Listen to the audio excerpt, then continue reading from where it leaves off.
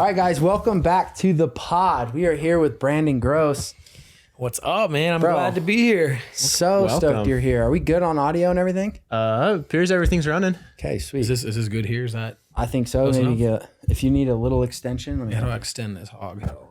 extender, McBender, sender, right here. Sorry, guys, we're just a little bit amateur at this still. Fuck, that thing's stuck. Oh, okay, there we go. Just give you like that much juice. Wrap that back up there so it's out of here. Look at that. If you put this up against the couch. Oh, we're in there. Now I'm about to take it in. Jeez, hold on, let me. But yeah, dude, I'm freaking stoked you're here, man. We've had some pretty crazy times together, so I'm happy that we're gonna be able to share some of those stories. Like, I don't know, maybe the time I sent you off a bridge base jumping when you had no idea what you're doing. Yeah, I literally was just telling. I tell so many people this story because a lot of times when I meet someone, they're like, oh, like what kind of crazy things do you do? Like you do that stuff where you jump off with a parachute, and I'm like, oh, like base jumping. I'm like, technically no, I don't do it, but I have technically done it twice. We did 2 jumps, huh? Yeah, I did 2 jumps. Did the static line jump where you held it for me. And then honestly, I was like so incredibly nervous for that. But then when I did it, I was like, okay, I have to go back up and do a handheld. Do a real base jump. But the worst part about that whole experience was that you jumped first, like 3 days prior, landed in the trees, and cut holes all through the canopy of your parachute. Yeah. So you were testing the new canopy after it got repaired. Yeah, so we literally camped next to the bridge for 3 days waiting for that dude to fix up your canopy. And then I was the test dummy on the new canopy for my first base jump. Canopy that was freshly repaired. And I'm like, you sure? Like, this is good? I don't know. Dude, we were making some really good decisions at that time. And I remember we trained you up on the paraglider, though. Yes. Years and years prior. Like, a lot of years prior. Like, and even I shouldn't have been doing that at all either. I don't even think I was skydive certified at that point. Like, no, I don't think you were. At least when I base jumped, I had like 30 skydives under my belt. But it's plenty. Yeah, right? Yeah. You're supposed to have 200, but yeah, but like 170 less. It's fine. Yeah. But then I think when we were doing paragliding, I just remember the one day, couldn't even tell you where we were. Somewhere in California. Yeah, Central California. We were in, I don't even know how to explain where we are. Like, we were like by Visalia. And you're like, yeah, I know this good hill I saw one day. And I was like, okay. So we just stop on the side of the road, hop a fence, walk through a yard, and then this bull, a straight up bull, starts like snorting and stomping its hooves at us. And I'm just like, dude, he like squared up with us. Yeah. And I'm like, what do we do? At that point, we were like a mile from the road and like a mile from anything in every direction. And I'm like, dude, we can't outrun this thing. I don't know what we're going to do. But eventually we make it to the hill, climb the whole thing, get to the top. I get hooked up, ready to go. And a helicopter flies below us. Yeah. And I'm like, dude. Right through his flight path. And like right before, he's like, dude, are you sure this is a good spot? I'm like, dude, you're good, bro. This is money. This is right where you want to be. Go for it. And then you like waited a little longer and then the helicopter flew by. Yeah. And I'm like, so what happens if there's a helicopter up there, dude? Like, what do I do? And then we literally I remember we went to Target and bought, we just got walkie-talkies from Target and clipped one to my chest strap. And then you had the other one and gave me some instructions while I was in the air, and it all worked out great. I'm a damn good instructor, bro. I know. I actually learned my lesson because first time I ever taught somebody to paraglide, took them up to the top of the hill, strapped them into their paraglider. Was it that same hill? No, different hill. Okay. Smaller hill, luckily. Yeah. But there was more barbed wire in the landing area. Nice. So that was the one thing. Either helicopters or barbed wire. That's where you take people. Yeah, you got to learn how to deal with those obstacles early on so you don't have surprises later on, right? I like that. But he's strapped in, I'm behind him. And he's like, "Okay, what do I do?" And I was like, just run down the hill. And once we get in the air, I'll tell you how to fly it. Oh, shit. He just like runs down the hill. He's like hanging by the straps. And I'm just laughing way too hard to even say anything. So he just like floated and just drifted down and landed. Oh, it all worked though, dude. Yeah. I mean, well, the time we went where the helicopter was there was not the first time I went with you. You took me another spot. And you were like, just run. You just said the same thing. You were like, run, start flying, and I'll tell you what to do when you're flying. There you go. And so I'm flying, and you're like, all right, cut left and really hug the side of the hill, like to catch. and then I realized that he couldn't even see me anymore. So I'm like, what is he even telling? Like, he doesn't even know where I'm at to tell me what to do. And he's like, no, cut closer to the hill. And I'm like, I was like feet above the ground. Like I could almost touch the ground. And he was like, no, cut closer to the hill.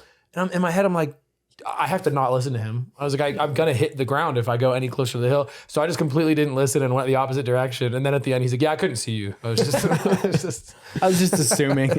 Like, you're definitely far away from it. yeah. No, but it was great. They were all successful. We had no issues, knock on couch. There was no issues. I think Gotcha, boys. I think we're ready for another one. Dude, I think we're ready for more base jumps. Yeah. I've had a lot of like opportunities to like join people on trips, but like I'm not ready for that. Yeah, no. Two jumps. You're honestly not. No. Yeah. You need to go skydive more. You need to get in the wind tunnel. Mm-hmm. The wind tunnel's good.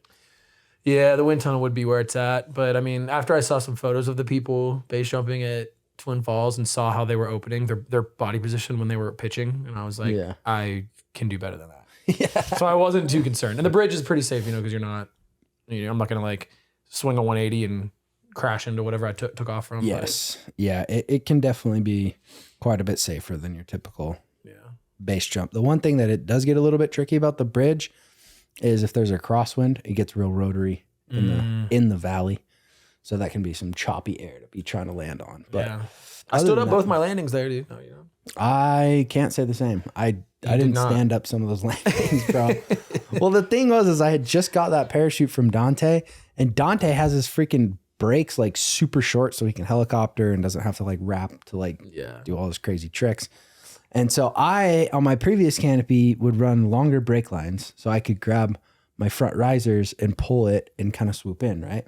Well, I did that with this, and when I pulled it down, it pulled the front, but it also pulled the back because the brake line was just so short. So like stalled that whole side of the canopy, and I just like was dropping.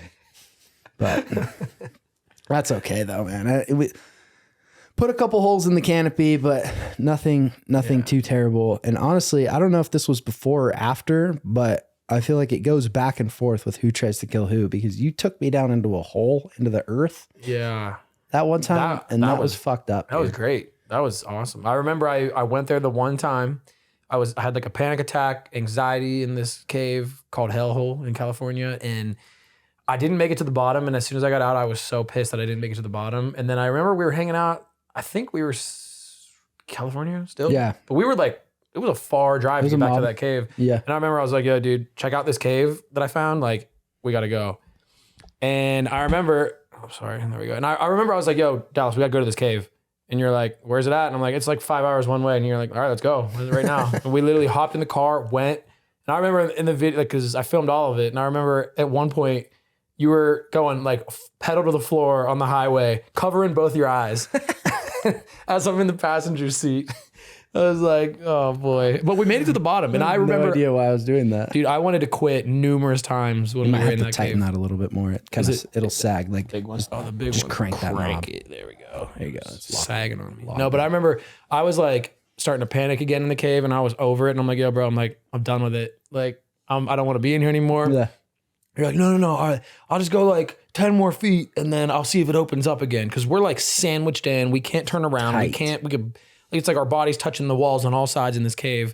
Like I'm just like, it was horrible. And that was after going down for like an hour or something. Yeah, we were in there for like, I want to say like probably 4 or 5 hours. But I remember at one point I was so over it and so done. And Dallas was like, well, I'm just going to go up like maybe like 15, 20 feet. And then I'll let you know if it opens up to a spot where we could like chill, relax, and like decompress, take a breather. Yeah. And then he's like, he goes like 10 feet and I can't see him anymore. And I'm just talking to him. We can just hear each other, but we can't see each other. And he's like, yo, bro, it's a big room over here. I don't know why I believe him ever when he speaks anymore. But he's like, bro, there's a huge room down here. Like, we can walk around, we can stretch. And I'm like, all right, you promise, dude? And I'm like wedged all crazy. He's like, bro, literally like 15, 20 feet. You can come up here, we can like chill, and then we'll relax and we'll decide from here. I go up and I'm like, so where's the room? And he's like, oh, we're in it. And we're like still both sandwiched in this little thing. But eventually we freaking made it. And yeah, we did. We made our own little like sculptures down in the bottom of the cave. And dude, I remember the 2 moments where I was really scared was the final drop into the Hall of Faces or whatever it's called, the very bottom. Yep. And it's like the cave the whole time is maybe the steepest at like a 45-degree angle. So you're kind of cruising like this.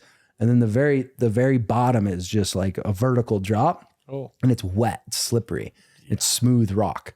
So we're going down this wet, slippery hole.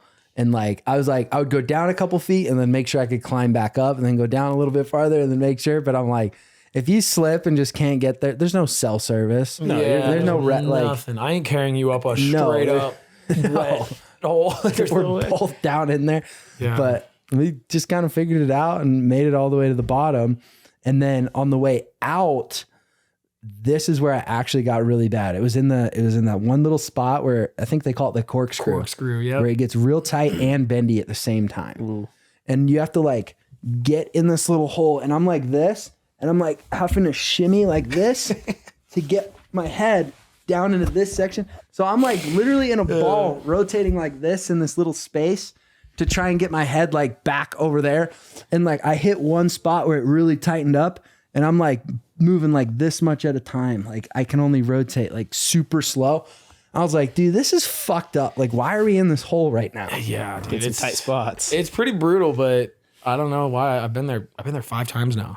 Bro, I love that. I think place. Is it just because the content does so well? Content does really well, but after that, I started going to every cave I could find in the country. I've probably done like 100 caves in the United States after that was my first one. Yeah, dude, that's wild. Yeah, and did really well. And bro, what I love about your content is that you go so deep on like your specific thing. So you've had all these cliff jumping videos, you've had all these cave diving videos, then you got into ghost hunting. So that random. was unintentional. That was completely unintentional. Every time someone talks to me about a ghost, I'm like, no, I know someone that's been to every haunted place in the world, literally. Like Chernobyl, freaking Alcatraz. I stayed the night in the house from The Conjuring, the original house from that. Like stayed there the whole night. We stayed overnight in like every famous haunted place in the whole country, and then in other countries as well. And then you were like, yeah, ghosts aren't real. The verdict is no ghosts. For me, no ghosts. There was like maybe 1 or 2 times ever where like I couldn't easily tell what happened and like explain. But those 2 times I was just like, what the? It was a weird coincidence that all just happened. But I don't know. I mean, what were those 2 times? we were in like we were in a prison in like Missouri in the middle of winter. It was literally like negative something outside when we're out in the middle of the night, all night at this prison.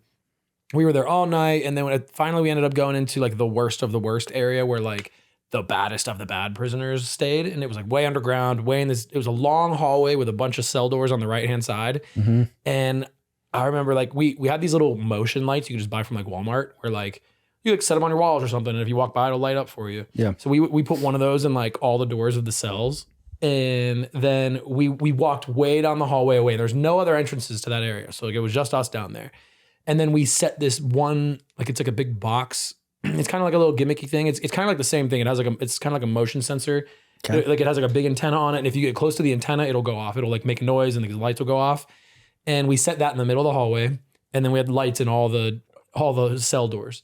And we start walking away, and this little box thing we had, it like never worked, never went off. And we were like, all right, this thing's kind of dumb. It's like literally never gone off, and we used it in so many episodes. Yeah. And then literally, I remember Elton was like, watch, I guarantee like now's the time it goes off. And right as he says that, it starts beeping and lighting up, and it was like way down the hallway from us. And we're like, no way, it just went off. And then like probably 2 seconds after it goes off, the motion light goes off in the cell door right next to it. And like, I don't know. I still to this day think maybe it was like a rat ran by or something. That's what I think, but like, I don't know. That's pretty spooky, bro. Yeah, that one creeped me out for sure. Did you not, like, other than being a little creeped out, did you not get scared at all, like, on these trips? Or were you like... Oh, dude, there was times where, like, I refused to do certain things because, like, I really don't believe in ghosts, but still, I get in my own head so much. Like, there's a time where he wanted me to go back down to the basement of the Conjuring house by myself with a night vision camera and walk around. Like everyone else was like out of the house. And I was like, I don't know if I could do that. I was like, I talk shit on these ghosts all the time. I was like, but I don't know. And they're going to get you because you talk shit. And dude, I'm down there and I did the absolute bare minimum possible. Like I was down there, did straight through, came back out the other side, and I was done. Like when I'm with other people, I don't care. Like we were with everybody down there, and I took the lid off there's a well in the basement of the Conjuring house, and I took the lid off of it and climbed down it. And then I let them put the lid back on top of me. And I was inside the well climbing down this rock wall to the bottom with a night vision camera. That's all I had. Like no lights. I could just only see through like, it's like a GoPro screen, but you can see because it's night vision. Sees, yeah. So I'm just like looking through that, and I'm in this well in the basement of the Conjuring house. And like none of that really bothers me. But when I'm alone, I start like, I don't know, I get in my head and get freaked out. It's freaky, bro. Oh yeah. There'll be times where I'm even here here at night by myself. I'm so used to having people here, like other people live here, and then something happens and then nobody's here and I'm all by myself. I'm like, this is freaky, you know? Yeah. Hear something or something. I get freaked out. It gets creepy. There's like one other time where I had to do like 20 minutes by myself in the attic of this other, like, I forget like the story behind it, but it was this like very famous murder horror story that was like real, and it was the house of it. And I was in the top floor in the attic in this room by myself. There's all these bedrooms up in this attic, and I'm the only one up there. Everyone else is like doing their own thing in the basement or whatever. And I had like a couple night vision cameras, a couple little like ghost hunting things that were like around the room. And I'm just like, I just sat there and talked to the camera the whole time, just like, cause I needed noise to be happening the whole time. Got to distract yourself from it a little bit. Exactly. Occupied. Yeah. Don't spiral. Yeah. But when I got to the very end of filming all that stuff, like I was like kind of like tired of it because it was like the same thing all the time. Yeah. And I started to like stare off by myself down like a long hallway and just hope I saw something, like try to see something. Cause like that way I wouldn't have to like pretend. But I was always looking and trying to see something and trying to like stir up drama with the ghosts. But nothing ever like fully convinced me. If anything, it just completely convinced me the other way. Yeah. When I went into it, I was like 50-50. I was like, maybe 50% there's ghosts, maybe 50% not. Now I'm like 99% no ghosts, Really? 1% ghosts. But 1%. there's always going to be that 1% There ghost. could be. There's Maybe they chance. just avoided you because you didn't believe. Maybe that could, yeah, maybe. But no, still to this day, like, man, anytime someone talks about ghosts, I'm like, no, I know the guy. Like, I know the guy, and he said there's no ghosts, so there's no ghosts. Trust me. I know. I tried, man. I really tried to believe it, and I don't know. We'd be in like the worst of the worst places, like where like the most heinous crimes were committed, like where I'd be like sitting on like by the couch where it all happened, and like nothing, not even one of the creepiest, the worst stories ever. It's in a house in Iowa. It's like one of the only reasons I can think of to even go to Iowa. It's called the Axe Murder House, and it's in Visalia in Iowa, and it's way up. Iowa has a Visalia too. Oh, there's a Visalia here? California.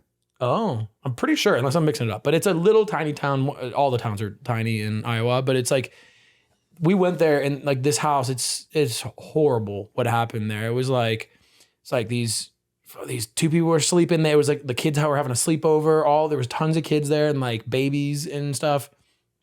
And they don't know what happened. There was a mom and dad upstairs in their room, really, really tiny house. Through their bed, you have to go through their bedroom into another room where all the kids were sleeping. And I think there was one more kid, there was like two infants in a room downstairs. And still, it's completely unsolved to this day. But a guy or somebody came into the house at nighttime, grabbed an axe, like the blunt side of it, went upstairs into the parents' room and like literally took the blunt side and like swung it back. And you could see like there's a mark in the roof where the axe hit on his backswing. And then he just smashes the guy's face, completely kills him. The wife wakes up, smashes her to pieces, and then he went and proceeded and killed every kid and every baby in the house. Jeez. And then they believe that he went and cooked breakfast in the house and just like chilled at the house for a while. But it was completely unsolved. It was so long ago that like there wasn't really a lot of technology. And for some reason they kind of like treated it like a attraction at the time. It was like a single file line of people coming through the house to like see everything, like see the aftermath.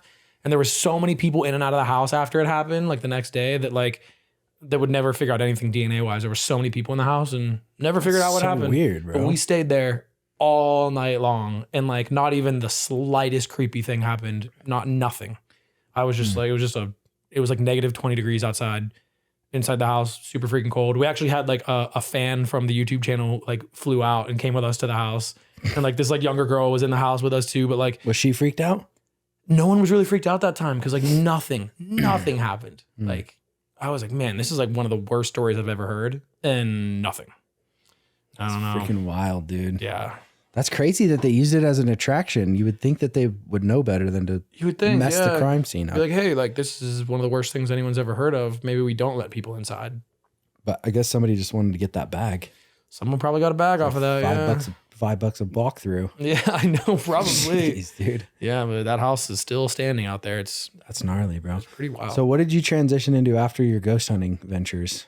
Ghost hunting adventures. Because you did caves and then ghost hunting, right? Or did you do ghost hunting? I did caves, and when I ran out of, I never did ghost hunting on my channel ever. I only did that on the other guy's channel. And then, but I was doing it at the same time I was filming my own videos. So I was doing caving and ghost hunting at the same time. Okay. quit caving just because I could not find any more caves. To find one cave every single week and have 52 new caves per year was just so hard to do because they're so you were getting to the point where you were having to like in the cave forums, getting the special cave like we were going to exploration. It was like, and like the people, they found out that like we wanted to film videos at the caves and they would just shun us and like didn't want anything to do with us. Dang. So I was like, all right, this is just getting way too hard. It's way too much work. We were just finding like really basic, really public caves that were just like nothing cool. And all the ones we would find would be like barred off and gated and we couldn't go. So then I just gave up on that. I bought my ambulance and I wanted to keep my YouTube consistent. So I started filming like the beginning, like the whole build process of my ambulance. So it went from caving to building an ambulance, which was like the heaviest switch. My YouTube channel just tanked and just died.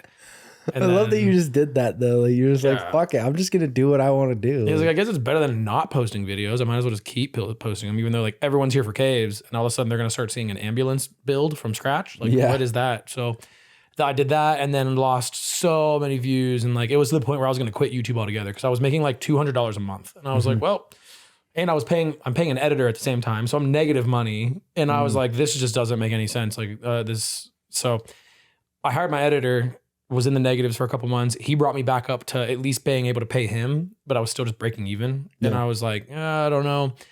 Then I switched over to right as I was going to quit. I bought my boat and started living on my boat full time. And then I posted my first like 2 videos of my boat and they just took off. And like, I was like, oh, this is great. There you go. Awesome. So then I started filming boat content constantly and then did boating content all of last summer until it got too cold. And then I realized I needed to keep it going. So sold my boat, packed up everything and moved to Miami and bought another boat. And now I'm living in Miami.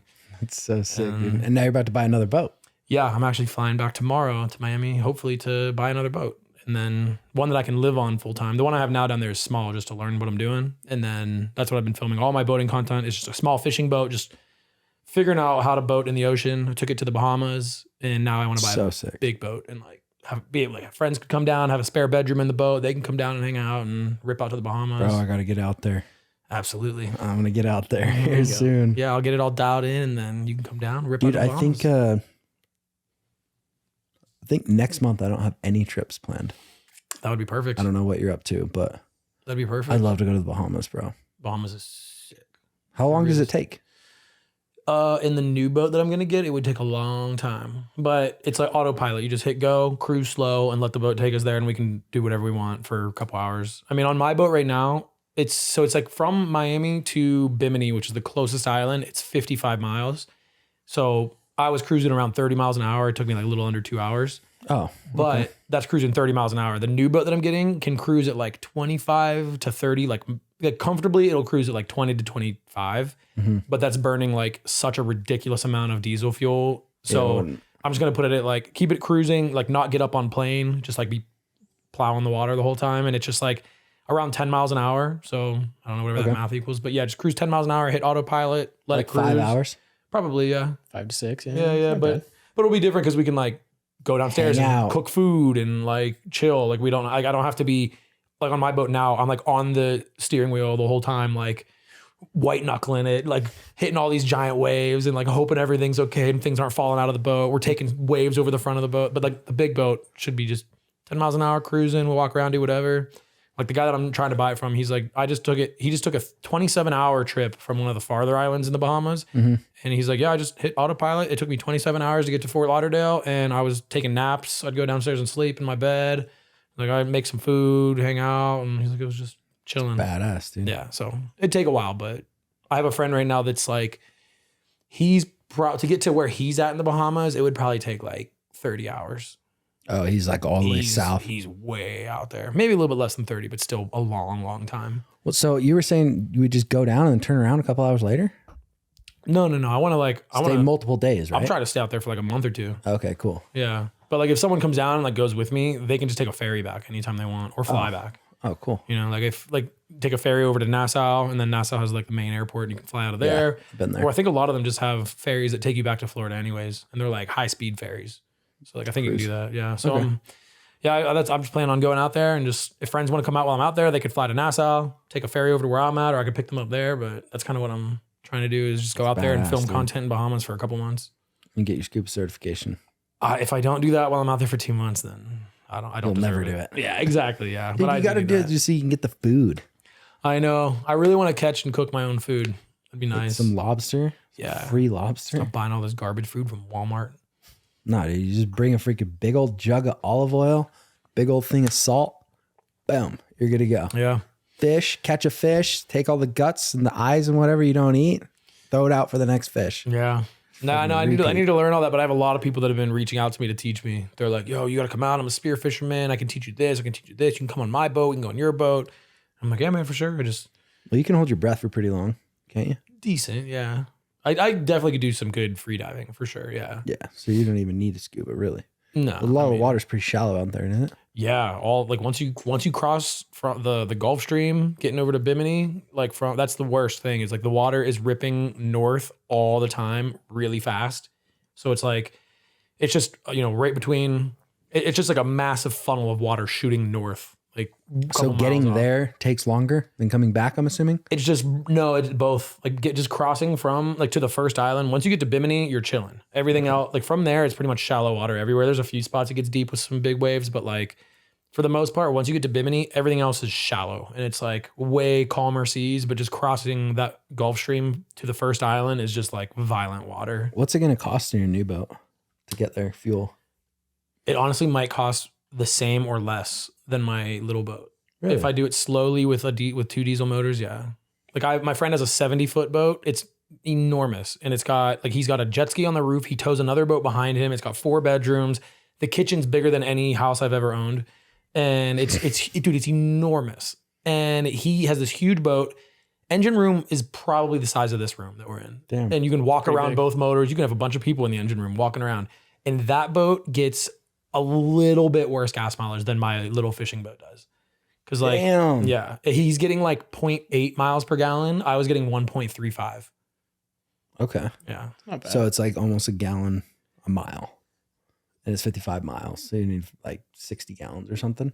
Yeah, I just posted a video of all of this about how many gallons I should have watched that. I saw know. you post it. I forgot. Yeah, it costed me I think it was ended up being maybe $500 in fuel in my little boat, but it was I did round trip. I did 55 miles there. I did about 50 miles ripping around Bimini, and then another 55 miles back. So it was around 150 miles total, and then that cost me, it was around $500, something like that. And then I think all in all, the trip total was $1,300, including hotel, which we did get for free, but I just included that in the price so people could see how much it costs. Because we had a slip for the boat, we had a hotel, and then you have to pay for cruising permits to even be in the Bahamas. So I had to pay it was $180 I had to pay just to have my boat just there. To be there. Yeah, it's kind of crazy, but it's good for 90 days. So I'll be good for whenever I go back. That's not bad. Yeah, but it's definitely, there's a lot to see out there. I really want to get out there. The water's unbelievable. What about around Miami? Is there a lot of good stuff there? Yeah, there's a ton of stuff to do there too. Yeah, I haven't boating wise. Yeah, tons of stuff. Dude, there's islands or something. Gorgeous islands everywhere. Really, I didn't know that. I mean, it just gets a little insane if you go out on the weekends. Crowded. It's just, dude, there's people out there that are just insane. I had a 40-foot boat, crashed into a 40-foot boat, and the dude was just a psychopath. The guy that crashed into you. Yeah. Mm-hmm. That you were trying to help. I was trying to help him, and then he. Well, you know why that happened, right? I had the bananas on the boat. Bananas on the boat. Apparently, you're not supposed to have any bananas on your boat. Brandon don't give a fuck. He had bananas and paid the ultimate price. Well, I learned the superstition of bananas on a boat, and it dates back forever. But there's still no good reason for it. It's just people are superstitious, and I'm I like to make fun of superstitions. You know what it is? It's that boats are already slippery. So when you have banana peels everywhere, you slip. Boom. It's dangerous. It's like Mario Kart, Exactly. Yeah. It's like putting oil on a greasy surface. Yeah. Or oil on a slippery surface. But everyone told me, they were like, dude, don't go boating down near Miami. It's the Wild West down there on the water. And I'm like, dude, how bad could it be? And then me and my brother-in-law go down there for sunrise on a weekday. And it was we were at the boat ramp at 6:30 a.m. Maybe 7:30 a.m. we get to the sandbar we wanted to go to. It was a foot and a half deep. We're walking around, just having a good time, enjoying the cleanest, nicest water. And then this dude comes by on a 40-foot boat, blasting his sound system at literally 7:30 or 8 in the morning by himself, ripping full speed. And I'm just yo, this dude's really close to the sandbar. I was well, maybe I just don't know what I'm doing. Maybe he knows there's a channel there that he's going through. Yeah. And he just runs his giant boat aground, and he's just stuck and just beached. and he can't do anything. And he's screaming at me in Spanish. So then I run over, I throw him a line and start pulling him. And then, dude, one of my motors dies while I'm pulling him. So I'm pulling him on one motor on this tiny little boat. He's got this heavy giant boat. Finally break him free after like 25 minutes of just yanking on him and shooting sand everywhere. I was literally in like, my boat was like tapping the ground half the time. Jeez. And then finally broke him free into deep water. He left his boat in drive and he just kept going and had no idea he was in drive. And then we were still attached with a rope and he keeps going, rope catches, spins me around, slams my motors into the side of his boat. And that was like 15 minutes after eating bananas and making fun of the superstition. Man. But we've continued. And you still haven't learned your lesson. No, we keep bananas still on the boat all the time. And now I have hats with bananas on them that I sell on my YouTube channel. So did that guy ever pay you? He whipped out $300 and just gave it to me at the time when he was taking off. I was like, "Do you have insurance? Like, can I get some information?" He's like, "Oh no." He's like, "I'm Cuban. Of course I don't have insurance." And he's like, but all is like the harshest Spanish ever. He was like, "Yeah." He's like, "Take my number down." And I called him to make sure it was his real number. Called him there. He picked it up right in front of me. And he's like, "Call me tomorrow. If there's any other damages, I'll take care of everything." And then I call him and he just never answered me. And then Really? he hasn't answered me. And then I finally, I was texting him a bunch. And then I finally threatened to call the police on him. I was like, "If you don't text me back, like, I'm just going to report your boat to the police. I have all your information." And I sent him a zoomed in picture of his numbers on his boat and the name of his boat, because you can search it by that. And he got pissed and he sent me back like this real mean message. But I mean, really, nothing got broken that bad on my boat. It was like the fiberglass housing around my engine. And I just ordered a cheap one on eBay. But so I don't know. He should have been nicer about it. You know? Yeah. What the heck, dude? If I would have bought a brand new one, it was like $700. The one I got was like 180 and it kind of looks like garbage. The broken one actually looks better. Could you like redo the plastic with the crack in it? Maybe, but it's like way beyond my knowledge. Like it's like all fiberglass and it's cracked, and you'd have to like sand it all down, refiberglass, fill up the hole, then like refiberglass, repaint it, match the paint. Like I'm just like, I don't know. How'd that video do? Did that content pay for itself? Oh, the dude, I looked at that like not too long ago. That video paid for the damages like 10 times over. Let's go. It was great. Yeah, that one. And I also had a brand deal on that one too. So then like that company paid me as well. So like they loved that I got a ton of views on that video, but that video made me a lot more money than the damage was. So it was like, even though like I was really pissed when it happened, in the back of my head I was like, this is gonna make good content. Yeah. I was like, I really don't. It's not even that bad that this happened. Yeah. So that's the cool thing about YouTube is like it's when things in life go really wrong and something really bad happens. As long as I'm filming it, it's gonna make me money. Yeah. You know? Yeah. It sucks that it's happening, but yeah. Make a little more money. Dude, that's what's kind of putting my like. I don't have really hardly any subscribers. I have zero YouTube revenue, but still in the back of my mind, I'm like, if anything goes wrong with the Lambo build, at least it's going to make the videos better. Yeah, right? for sure. I'm not going to have any return on it, but it's at least going to make the videos better. Yeah, are you documenting the process of that? Yeah, we just uploaded the first of the build series. Yeah. I didn't know that. I don't even know where's it at. Where's on my YouTube channel, bro? Oh, I gotta check that out. Yeah, you should. Yeah, our car lift should be here in the next couple of days. I feel bad because literally every pod since I've got the Lambo, I've talked about the Lambo, but right. Car lift should be here in a few days, and then we'll get the car up and just start tearing it apart. I actually just closed the rear hatch on it just now. I was showing Johnny, our previous guest. Yeah. I was like, yeah, you can come look at the car. I closed the hatch and I looked at the body line. I was like, oh, well, that doesn't line up. I was like, fuck, I didn't even notice that until just now.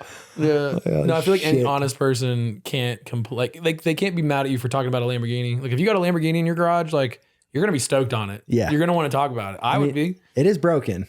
So like, I got to stay humble there. Yeah, but think how much more rewarding it's going to be when you guys get it on the road. Yeah. You brought it in shambles and then, Dude, and the other thing about bringing it in shambles and like it being broken is like now I really can break it and not care. If I would have got a working Lambo and then broke it, I would have felt so bad. But now if I break it, I'm like, dude, I already know you know how to fix this. Like it doesn't matter. Right? Yeah, dude. Just going to rally it a little bit. Oh, it's going to get rallied. Yeah, that thing's all-wheel drive, so that's the winter super. Hell yeah. The Corvette's going to go in storage every winter, and then that thing's going to come right out. I hate it when my one supercar is only 2-wheel drive. Yeah, it's honestly frustrating. That's why I had to get a backup. I understand. Well, I mean, dude, I had to have another one for when you come to town too. It's that's like, right. Hey, dude, which one do you want? I appreciate it. There you go. Thank you, man. I like that. Appreciate that. Yeah. No, it's funny. You were one of the first people that I ever talked about years ago. I remember. We were talking about it and I was like, dude, I want to get one. I'm gonna get a Lambo. And then you were like, yeah, you're not gonna lose money. Just get a Gallardo. Yeah, dude, like, they've depreciated. It's done. Like, yeah. You just gotta do your research and get the right one. And you got a great one. As long as you don't find anything completely catastrophic in there, you know? Which I already had somebody tell me that they like are deep in the Gallardo world. Like they're on all the Lamborghini forums, they're like top contributor, has a little thing on all their, by their fit. Yeah. And he's always just like grinding in there. And so like, that's really all I know about him, but like, he seems credible. And he's like, dude, if you ship that car to my garage, I will put the new clutch in and completely rebuild the motor for 25 grand. And so I'm like, worst case scenario, what's 80 grand into it, and you could still make a profit, and everything's just clean and run by a professional. So I'm like, still might be the cheapest Lambo. It might be, honestly, dude.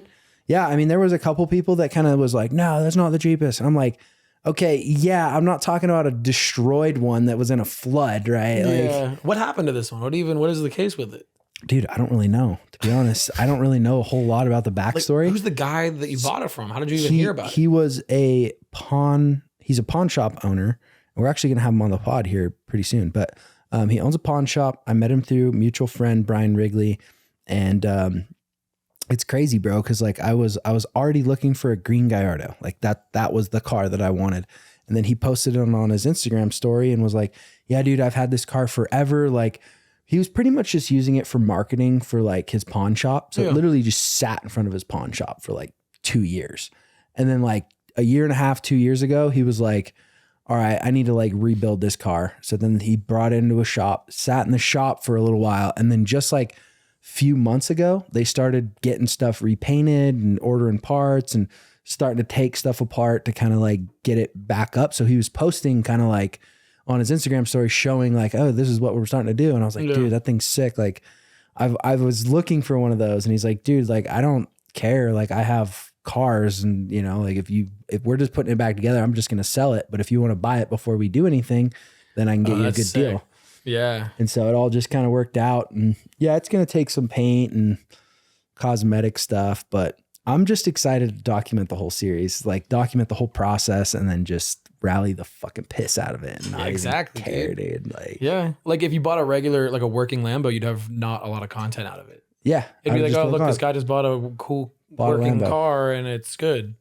Loser. Yeah. That's one of the reasons why I'm like, one of the boats I'm looking at, like it could potentially be an absolute nightmare to deal with, like with all these issues, but it also could be really good. And I'm like, if it has all these problems, it just gives me unlimited content on my channel. And I'm like, so kind of, even if it is a terrible boat, it's kind of great. They can see the process of getting it back up to working condition. That's what's so sick about you is that you're down to like work on that shit. Like me, luckily I have somebody that can do it. Yeah. And I've realized like I can work on stuff. I just prefer not to. Well, your time is better spent elsewhere, I just get so pissed. I don't know how you stay level-headed with that stuff. Sometimes I can't, and I just have to give up and move. That Chipotle. Yo, we got Chipotle. All right. Service. Thank you, sir. Dude, that's not even a burrito. That's a ball. This is. Ballrito. Probably me. Okay. Damn, that's some weight. No, I'm good. I literally just ate. No. Nairobi's been cooking for me. You're going to have to carry the pod while we eat. I got you. Absolutely. Yeah. Dang. So, okay. What are the? You were talking. Wait. What? You go. You go. You're the host here. You were talking about your broken boat. I was just trying to give you a little direction there. Oh yeah. Oh boy, dude. It's a new boat that you're gonna buy. Dude. I'm on like such a. It could go either way. I'm so indecisive of what to do. I paid a diesel mechanic to come with me and look at this boat the other day. I was on the boat. I had them both diesel engines running. They're like some of the most reliable diesels in the world.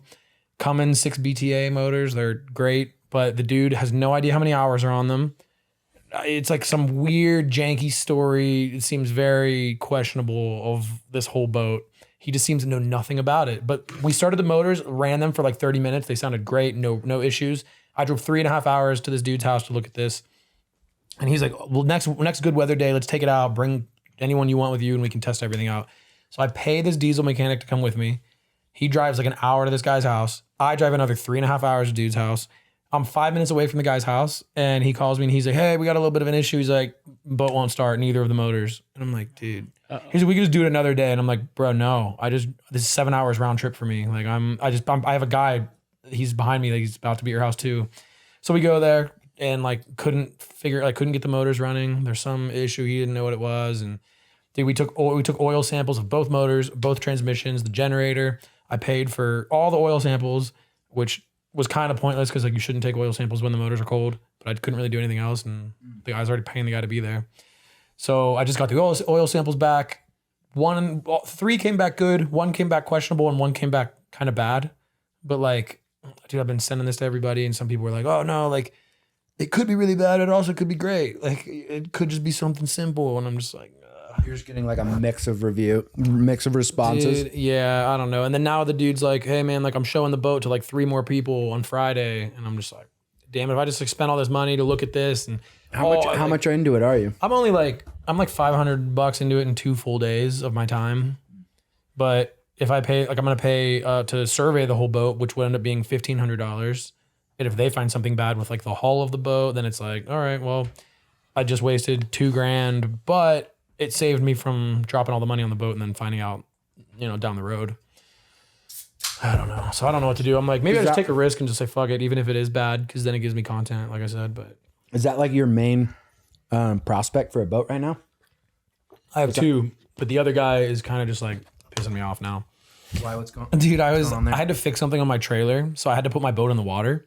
So I put my boat in the water at one of the ramps, and I'm just working on my trailer while it's like half in the water. And as I'm doing that, this old guy, he's 75 years old, comes walking by to hop on a little dinghy to cruise out to his boat that was just anchored out in like the bay for free. You can anchor there for 45 days for free, and then you can In Miami? It's close to Miami. It's in an area called Hollywood. But so he's like just making conversation with me. He's like, "What are you doing? Your boat there?"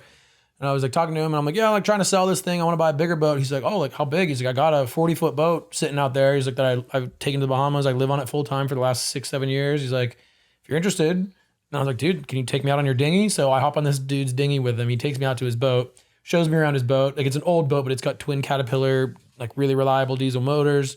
He knows the actual hour. He knows every inch of the entire boat. And he was so cool, so nice about everything. But like now he's just being so pushy and like super annoying. And he's like, "If you don't want it, then," he's like, you have to buy it by this Friday or I'm leaving." And he's like, "Then I'll sell it to somebody else then." And I'm like, "Oh, all right, then go. I'm not gonna like let you force me in." I'm like, "Dude, like I'm just like asking. I'm asked like the most normal questions," and he's getting all mad about it. I don't know. He seemed like a really good guy at first. How much is that boat? Dude, he only wanted $35,000 for it. He listed it. He'd finally just listed it after a month. I met him a month ago. He paid somebody or like a friend of his made a Facebook listing, and he listed it for 38, and he already told me he would take 30 for it. But I'm like, I don't know, $30,000. Maybe I just go rip it and have good content, But it's an old boat. I don't know. That's also a big risk. If I buy that and the motors are bad or the boat itself is bad, like there goes all my money. It's just like I waste $30,000 and it's nothing but a headache. Because it's not like I can just pull it out of the water when I want. I have to pay a company to lift it up out of the water with a giant lift, and then I got to pay to store it somewhere, and it's just like, damn. Will you not already have this issue with the other boat though, having to do all that because you have other repairs that you have to get done? Or yeah, it's both of them are kind of the same. It's like I don't know, like, do I trust this old guy who actually he knows how many hours are on his motor, but he's just kind of like being very pushy and like forcing me to buy this like ASAP, and then this other guy, he like doesn't even know anything about his boat, and if it does break, it's also the same issue. Yeah. And then a very crazy part of my brain was like, what if I buy them both? And then just anchor them together. And then I just got 2 boats and start working on them both, take them each on little test rides and see which one I like better. And then I sell the other one. That would work. I thought that'd be kind of cool to buy That'd be both super of them. sick. Yeah. That'd be fun. But it'd be really hard to like, if I need to move them and I'm like, all right, now I got to take one, cruise it down like an hour to a new spot to anchor it. Then I got to use the crane, take a little mini boat off the front, rip that all the way back to the other boat, put that on the other boat, and then take the other boat, like I don't know. I feel like it might be a pain. And like, I don't really have many people to help me down there. Like, kind of on my own down in Miami right now, but. Well, it sounds like the guy that wants to sell his boat would just do it. Like he just wants the money. Right. Mm-hmm. So like, what if you just lowball the shit out of him? And you're just like, dude, fine, I'll just do 25. Like I've lowballed him. I lowballed more than that. 12. I told him, I was like, I got $20,000 cash. I sent him a picture of $20,000 cash. And I was like, yeah, I got it. I was like, I'll bring this to you right now. And he was like, $30,000 or nothing. That's my bottom dollar. He's all being like crazy. But I mean, I don't blame him. I'd be doing the same thing. But Is it worth 30? Like, is it worth quite a bit more than 30? that's the thing is like, there's really no comparables online. It's like such an old boat. Like the other boat, the one that has like these issues with the motors potentially. There's like 5 of that exact same boat for sale online for $100,000. Ooh. And he wants to sell to me for 27.5. He says.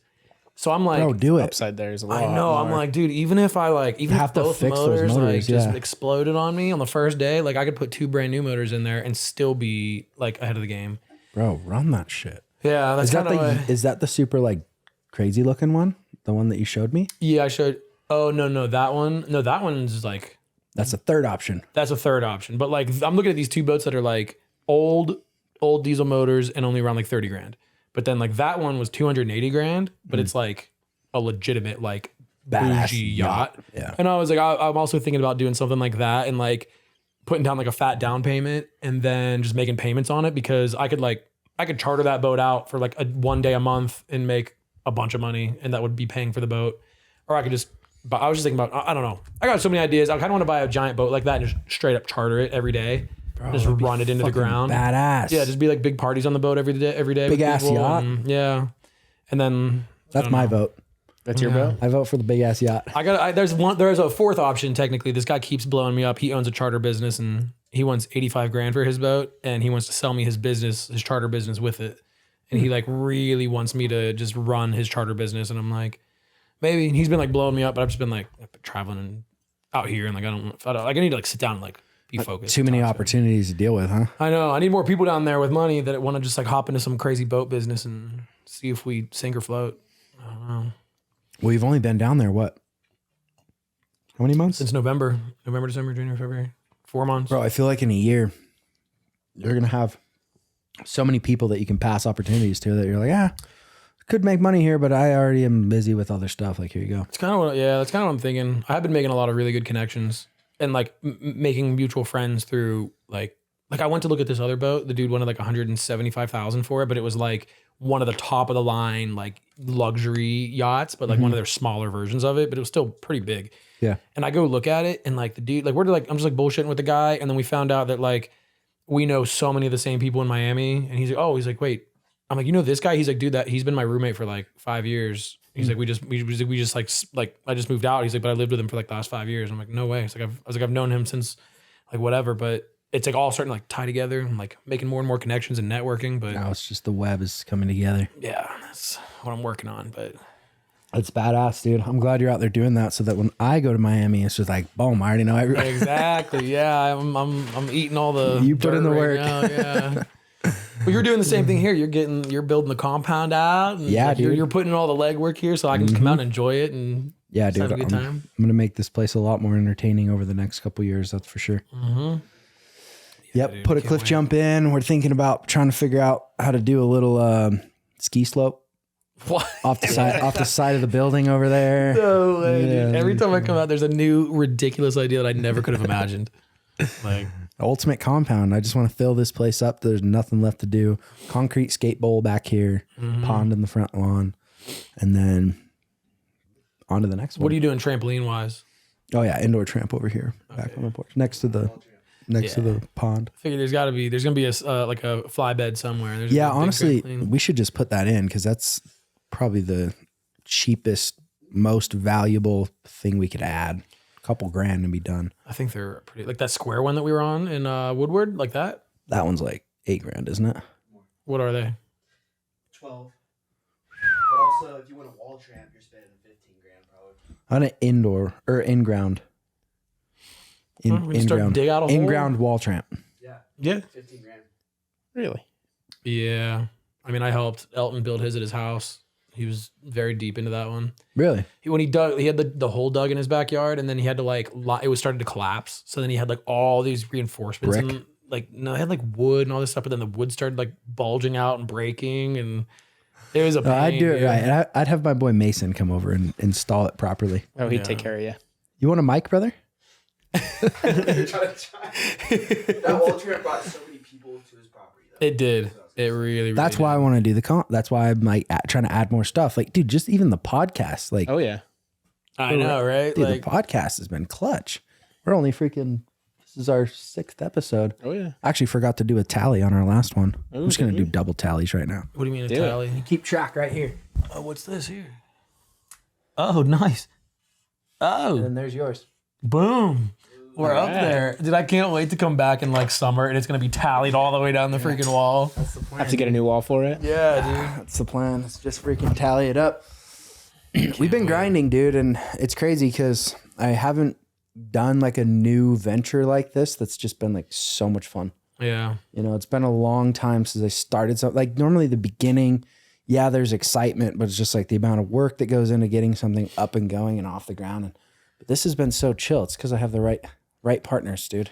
Yeah. Dude, right I love the idea of podcasts. I've always wanted to start one just because it's like literally just you're hanging out with people that you enjoy and just It's easy. which is what you do anyways. It's like Yeah. you got to do the initial investment of like getting all this set up, dial it in, and then once you get that, it's just rinse and repeat Yep. over and I mean, over. it's and over. pretty plug and play after you get it going at the beginning. Yeah. And it's just about having the equipment, location, and then an editor. Because I don't want to deal with any of that. But like we have a guy that's just editing all of our stuff, and He's a stud. yeah. Are you putting all this on the same YouTube channel? Or are you like, is you have a Yep. podcast YouTube channel and then Yeah, like, we have Happy Pod for like me and Braden's pod, like you know, the official pod. But then if I do something kind of on my own or have a conversation with you and he's not here, then I'll probably just throw it on my personal channel. yeah, So I'll kind of dabble in both, you know. yeah. But But your main- personal channel is where the Lamborghini stuff's going, or personal channels where the Lamborghini stuff's going. Okay, yeah, Yeah. Dow pow. nice, dude. Yeah. And then we have Happy Pod for all the podcasts just to keep it congruent. Man, I can't wait to see where it goes, man. It's I know. I feel like it's finally getting to the point where I'm like really ready to take content serious and like make the investment. Tell me if I'm wrong, but like when you got your editor for your YouTube channel, was that kind of like a big pivotal? dude, that was game changing. Yeah, Yeah, my channel went from $200 a month to $3,000 a month. that's crazy. In like the first, he did that for me basically in like the first maybe 2 or 3 months, and I was like, well, that's definitely like better than $200 a month, and and then once the views start picking up, then you start getting the brand deals, and then that just like boosts how much money you're making. What you too. can do with it too. Yeah, exactly. Yeah. So, like, So- I don't know. I definitely think you get that editor going. You just keep pumping out content I'm consistently. trying to find my editor right now. I was paying him $2,000 a month to start, so I was literally negative $1,800 for a while, and then after like 3 months, I was actually like, yo, dude, like, I just don't think I can do this. Like, I think I might just go back to editing for a little bit. And then he was like, no. He's like, well, and then he hooked me up with like a really good deal, and he started doing it for less. And then we did that for a long time, and just kind of like ironed out more and more things. But like, I actually, starting this month, I'm starting to edit for myself again. Wait, why? Because we had a system going where like, I don't know if I've been getting more like critical with things or like more particular. I don't know what it is, but like had a system going where I used to be uploading like 100 gigs of footage to him, and it would take so long, and he would sit there, edit it all, and then I'd download the full video back from him, and it was just a pain. So then we started doing proxies where I would take all the footage that I shot, like 100 gigs, I would create proxies of it all and dial it down to like a total of 5 gigs for everything I shot. And I would shoot him those like mini versions of the clips. He would put it all together. But the problem is he edits in a different software than I do. So he would edit the whole video together to what he was happy with. And then he would shoot me back the project. I would reopen the project and I could go through and like change anything I needed, which I loved being able to make changes. Instead of before, he would send me the full video back and I'd be like, oh, at like minute 3:47, I need you to change this and do that. That's and it a was pain. Yeah, but then now it's to the point where like when I'm doing the revisions, like it's software that I don't use, so I don't really know what I'm doing. So a simple thing could take me forever.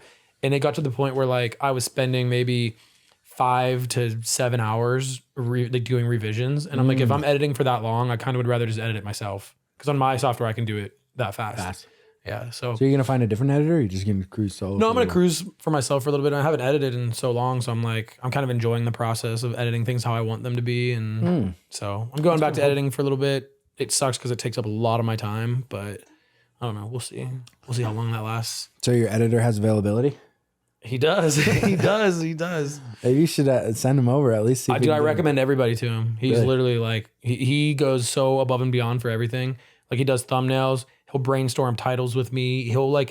I've given him shit footage that I didn't know what I could even do with this video. I'm like, dude, I don't think this can be a video. And like he like pieces it all together and makes it like a really nice storyline that I didn't even see in my head. Nice. And like he's pulled like footage into stories that I never thought was possible, and like gives me so many good ideas for new videos.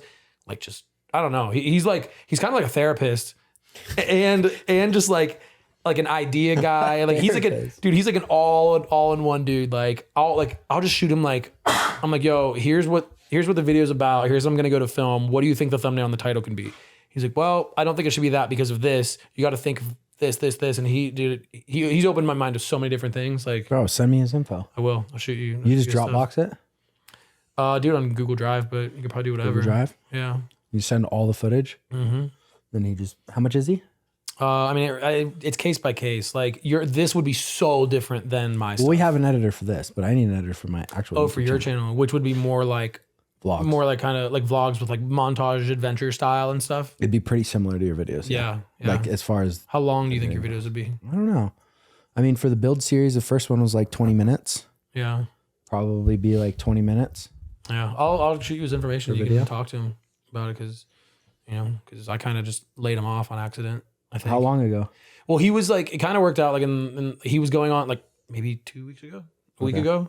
Cause he was like, hey man, I'm going on a trip with my partner. He's like, we're gonna be gone for quite a while. He's like, I won't be able to edit while I'm gone. And I'm like, oh, I was like, well, you know what? I kind of wanted to go back to editing anyway. So it kind of worked out perfectly right now.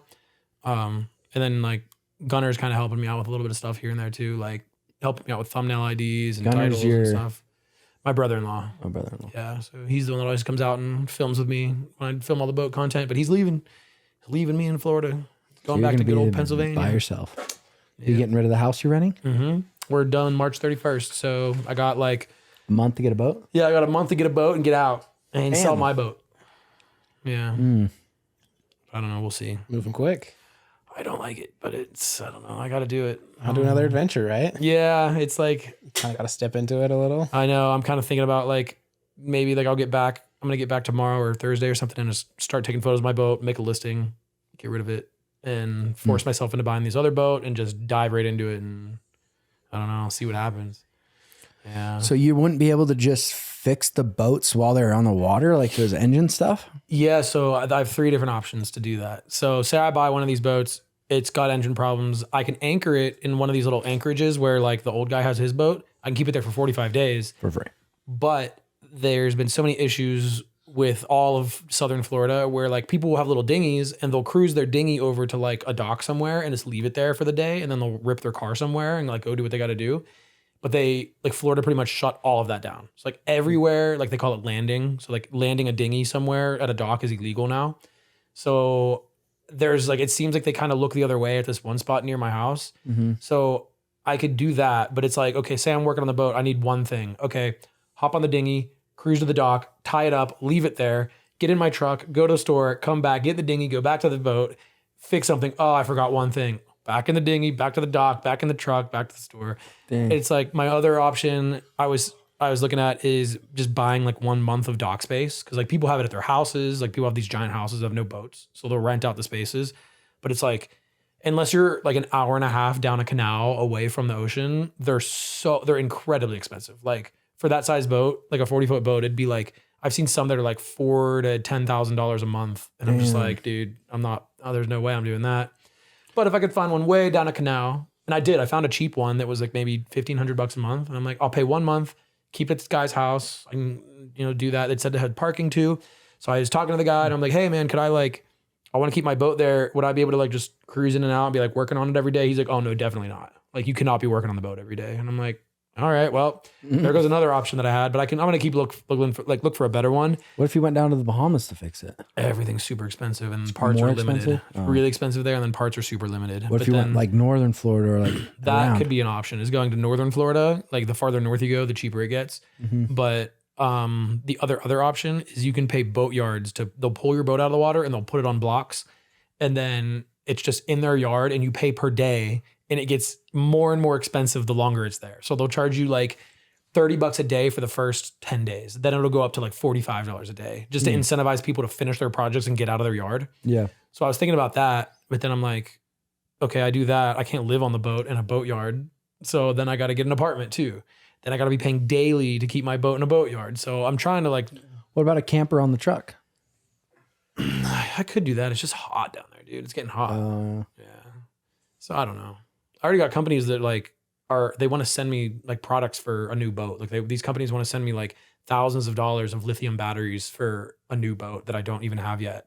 I was like, they're like, give us your address. We'll send it to you right now. And I'm like, I don't have the boat. I was like, I might not get one. I don't know. Yeah. I was like, just hold up. And they're like, well, just give us your address. We'll just get it sent out anyways. And I'm like, and if I don't get the boat, what do you want me to do with these like $4,000 of lithium batteries? Like, just sell them, I guess. I don't know. What about a sailboat? I have no interest in sailing. I like to be able to just hit a throttle and Be in control. and just go. Yeah. Rather than just be mercy of the wind. I know. Yeah. I don't like that. It'd be nice, like dollar wise, I'd be saving myself a ton of money, but It's cheaper. yeah. You don't But have to fix as much. I know. Yeah. But part of me does like fixing things. Like I've been working on these engines on my boat right now so much. I've done so much to these motors and I knew nothing about them when I bought them. And now I know like every single piece on it. And it's super nice to know that because like, It's got to be fulfilling. yeah, when other people have issues with their motor, I'm like, oh wait, what's it doing? I think I've just fixed something on my boat that was doing the same thing. It's very similar. So it's like really nice to have all the knowledge. And now I've never known anything about diesel engines. So like I think it'd be really cool to learn and be able to fix diesel motors.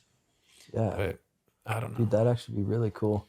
They could probably give you a lot more confidence to go farther locations too. Like if you know, Yeah, dude. if you at least know how to. Yeah, man, if you get stuck out there in the middle of the Gulf Stream, dude, if you break down, that could be so bad. So bad. You can go hundreds of miles just floating away. Just like can't do anything about it. What about going into the Gulf of America? I just don't think there's anything over there. No? The good old Gulf of America. Remember back in my day, good old Gulf of It Mexico. used to be called the Gulf of Mexico back when I was a kid. No, I don't like have a lot of interest in going that way. There's like on the other side, like on the east coast of Florida, there's so many things. Like, dude, there's the whole reef that runs along southern Florida. There's so much to do there. There's a cemetery off of the coast of Florida, like very close. It's like a couple miles off of Key Biscayne, and there's thousands and thousands of bodies like cremated, and they put them down in this underwater cemetery. But there's like huge like lion statues and like huge archways and stuff, like concrete archways. And they're expanding it to be like 200,000 dead bodies. Dang. But like you can go there and free dive and like go down through the archways and everything. And there's a lot of cool stuff out there. Like a little bit farther south from there, there's this massive Jesus statue, like this huge statue, and you can free dive down to him. Like there's a lot of cool stuff. And then there's just endless islands all around Florida. So, dude, what about hurricanes? Are you worried about that? no, I don't think like I'm very uneducated in this, but I don't think like Miami really gets like messed with by hurricanes that much. Really? I Like, thought all of Florida. Tampa gets does messed. big time. Like the other side, they get big time screwed. the But, like, Most inside of of them the- come in from the Gulf, the yeah. America side, the Gulf of America side. Yeah, the America side. Yeah. Not from the Atlantic? I don't think so. I think they kind of circled through the Bahamas and hit that inside, if I think I'm correct. Yeah, I think so. Huh. I don't know. But yeah, I don't know. Like during those last couple of hurricanes, it was just like heavy rains in Miami, which the boat's on the water. It doesn't really, the boat's going to float up and then go right back down. Yeah, like someone listens like fucking. I mean, like you're so guess far, that'd be you're bigger. far inland. Like it really doesn't, like I don't think it's that big of a deal. Okay. What Especially on about that big of a boat. insurance? Do you have to do insurance on them? Yeah, I should look into that some more. I called one company and then they called me back and they're like, all right, we're going to run your information. And then they never called me back. So I don't know. But I have heard that like there are, like most insurance companies will not insure a boat if you want to be in Florida after a certain time, because then it becomes hurricane season and they want nothing to do with that because they know that they're going to just be paying out like. So you have to leave at a certain point? Yeah, like so my friend that has a 70-foot boat, he's in the Bahamas right now. And right now it's like early to be in the Bahamas. Like it's kind of better to be there in the summertime. He's there now when the water's kind of worse and the weather's a little bit chilly. But I was asking why he's going so early, and he was like, I have to be out of Florida by, I forget what the date was, but like he has to start heading north or else his insurance won't cover him anymore. If they know he's boating in Florida, no more coverage. So he's planning on like ripping back up and getting a spot in downtown Boston with his giant boat. So you gotta head way north to get out of that. Yeah, I think it's like just southern Florida the insurance really cares about, but I don't know. High problems over there.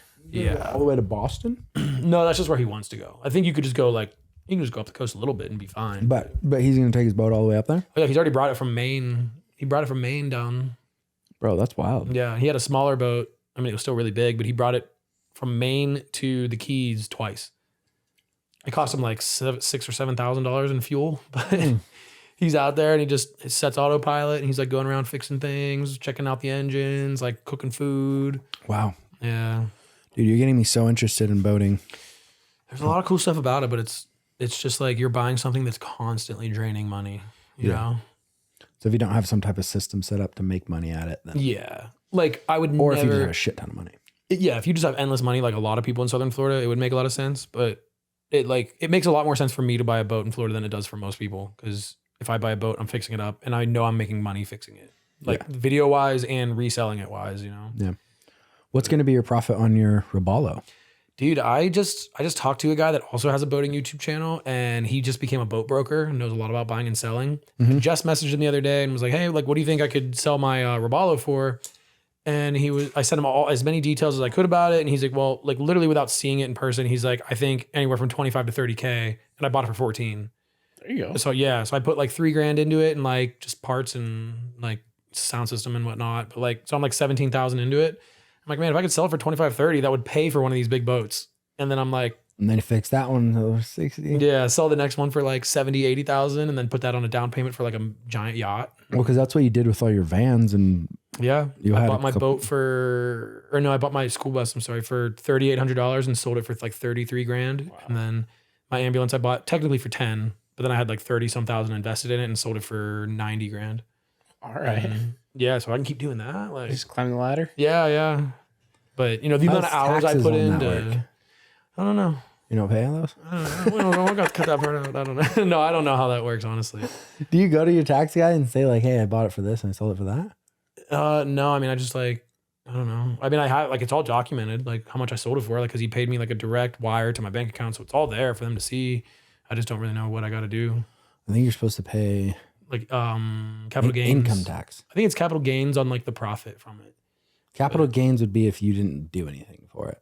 So if you bought like an investment, you bought like stock or crypto, there's no maintenance on your part. But since you're working on it, it would technically be. But you know what my tax guy told me? He was like, dude, if you're not making like millions and millions of dollars, like I've never seen anyone get audited. Yeah. And with my Trump friend that we were firing filming everybody- with, he got audited. but he was making millions. I don't know. He was making a lot. Yeah. There was millions and millions coming in. Yeah. Over 10 million a year. No, not him. One of the other guys that we were filming with, he got audited. I don't know. He was definitely making N2D? really. No. Different YouTube channel that I used to film with, but yeah. That we can't talk about. Yeah, I don't know. I don't want to give too much information away, but yeah. Yeah, that's crazy. Yeah, that's kind of what we do on the pod. We make people tell the secrets and get them in trouble. It's self-incriminating here. It's like we're only a few pods in. Like the first one, Ethan's talking about how he was hiding shrooms and crashing cars. Dude, yeah, you're gonna get everyone in jail, man. I hope not. Shit, That'd be terrible. might have to cut that out. Yeah, well, we may have to make some cuts here and there, but we'll see. That'd be fun. If anyone's going to jail, it's probably me, to be honest. Yeah, I don't know how you're not in jail, to be honest. I know. You should still be in jail in China right now, right? Oh, No, no, dude. what's the story there, Dallas? I'm so stoked to not be. Yeah, dude. I got arrested in China You got deported. and deported. Yeah. Okay. Mm-hmm. What happened? Good times. Good times. You're like, I feel like that could have gone the wrong way. That could have Like, been bad. You could still be like, I feel like you'd be like bald head, tatted up in like some Chinese gang. I'd be in running that prison. shit, bro. Be like, sing Mao Hong Tai, just speaking fluent Chinese. Oh my Dude, god. yeah, no, that burned me on freaking traveling for a little while. I literally had PTSD and did not want to leave the country. I was like, I'm gonna stay in the US for a little while. I don't need to travel.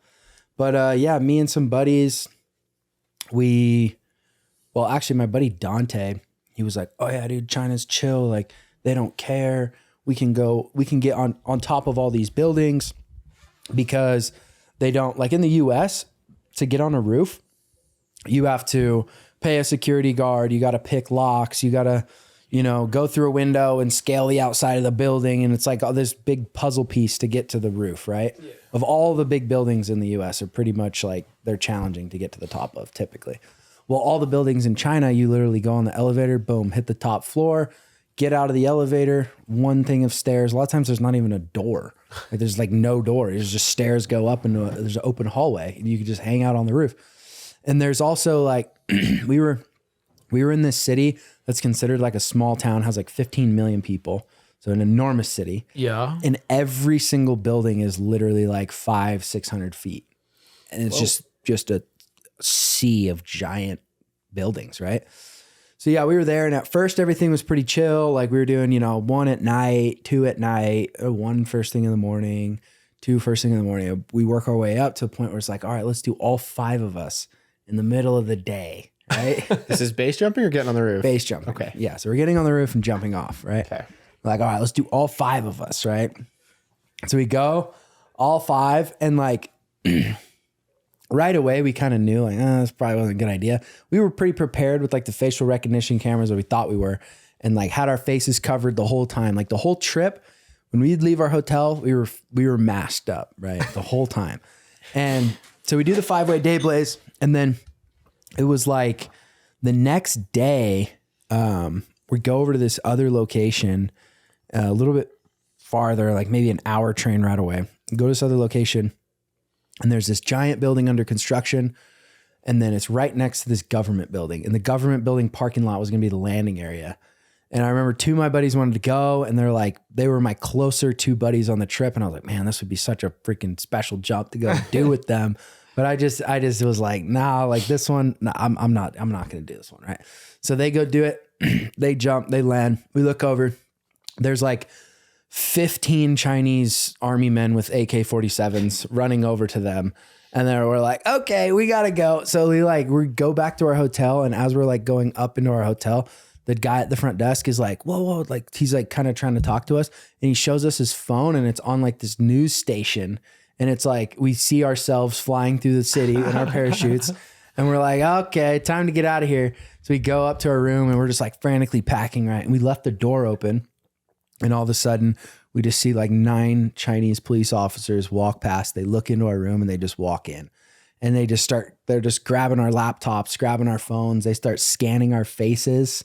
They're taking all of our stuff. None of them speak any English. They're just doing this. Like, this is just happening, right? And so we're sitting, chilling, whatever. We're like, yeah, we're going to jail. Like, this sucks, And it was like maybe 30 minutes later, there was a guy that came that spoke English, and he was like, okay, what happened? What are you guys doing? He starts asking us all these questions. We're like, I don't know. Like, we're just dumb Americans, Yeah. And so they're like, hey, you got to come to the police station now. Like, we're arresting you. Didn't put us in handcuffs. Just walked us out to these like unassuming looking cars.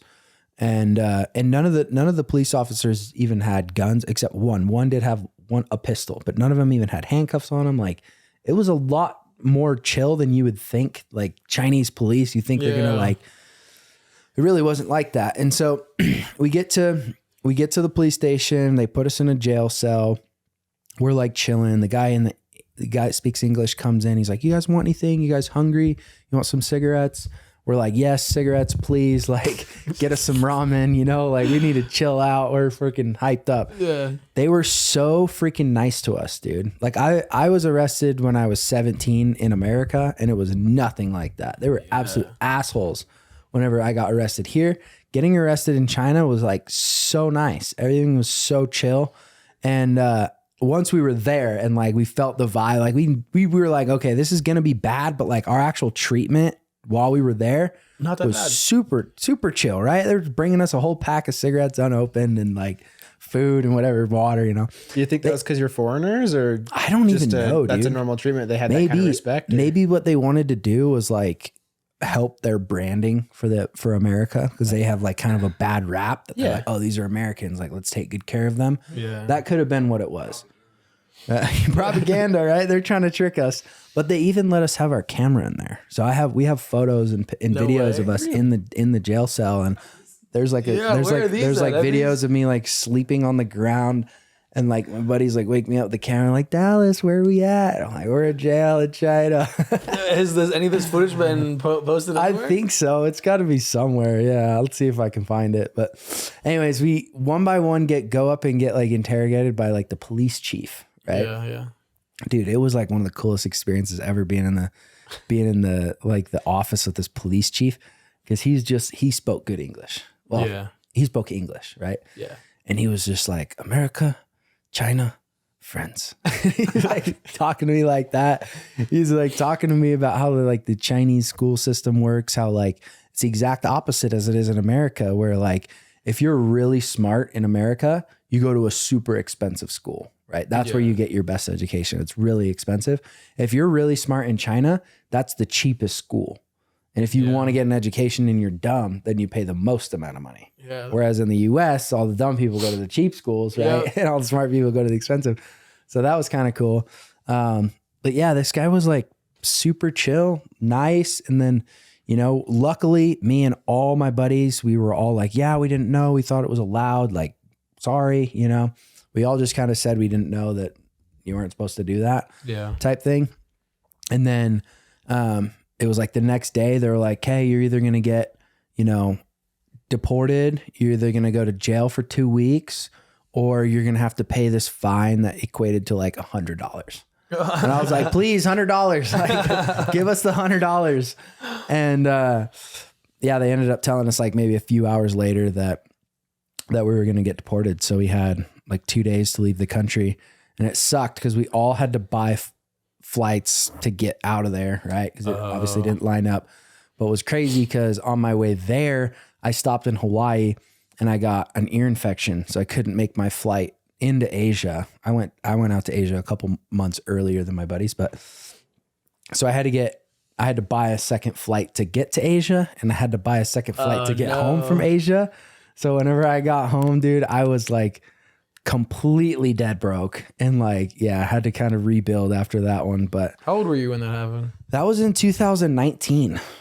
Oh, wow. That was like a year before I started Happi Roofing. No way. Damn.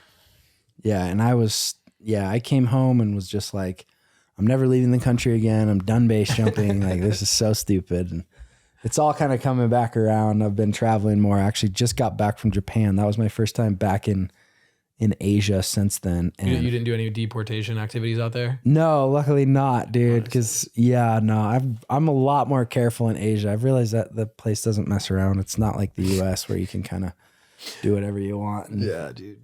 No, it's no joke out there. But it's crazy because Dante, dude, it's so wild.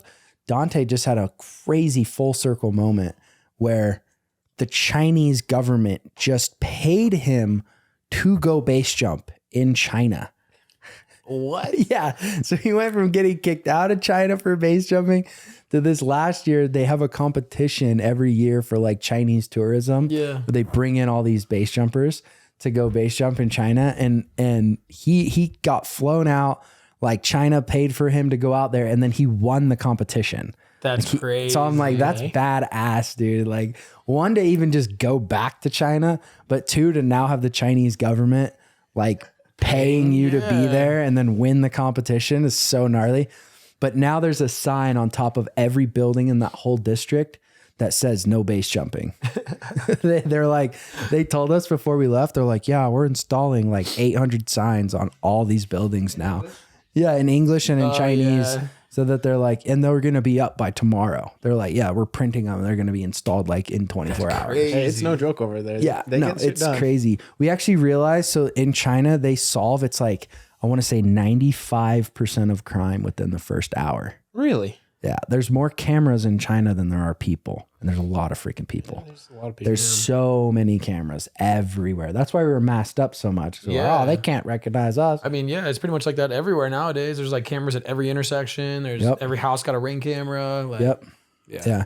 No, dude, it was even beyond that though. There was like, you'd see like a light pole and there would be like 6 cameras wrapped around it. And then there would be like, you'd go down like another 80 feet, 50 feet, and then it'd be the same thing, and then the same thing, and then the same thing. Like, there's like 15, 20 cameras on you at all times.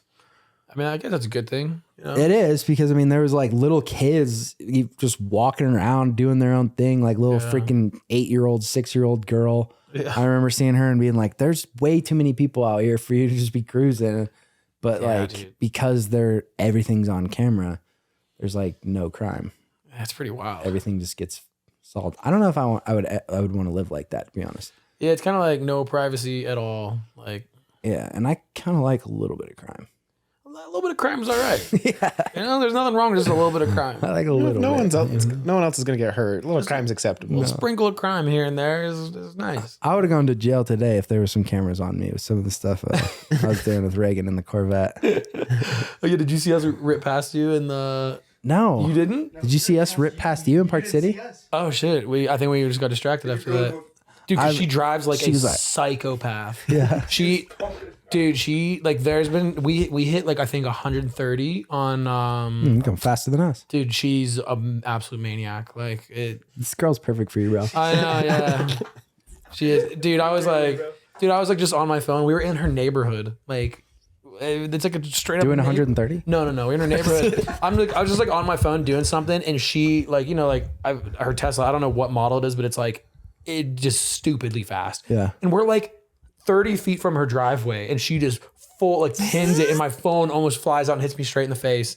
But like we saw you guys rip by on the highway, and I was like, there's Dallas, and she immediately just floors it and it's like trying to weave through. I told her to go up under the shoulder around the semi, and she was like about to do it. She's like, I can. And I was like, maybe no, maybe we don't do that.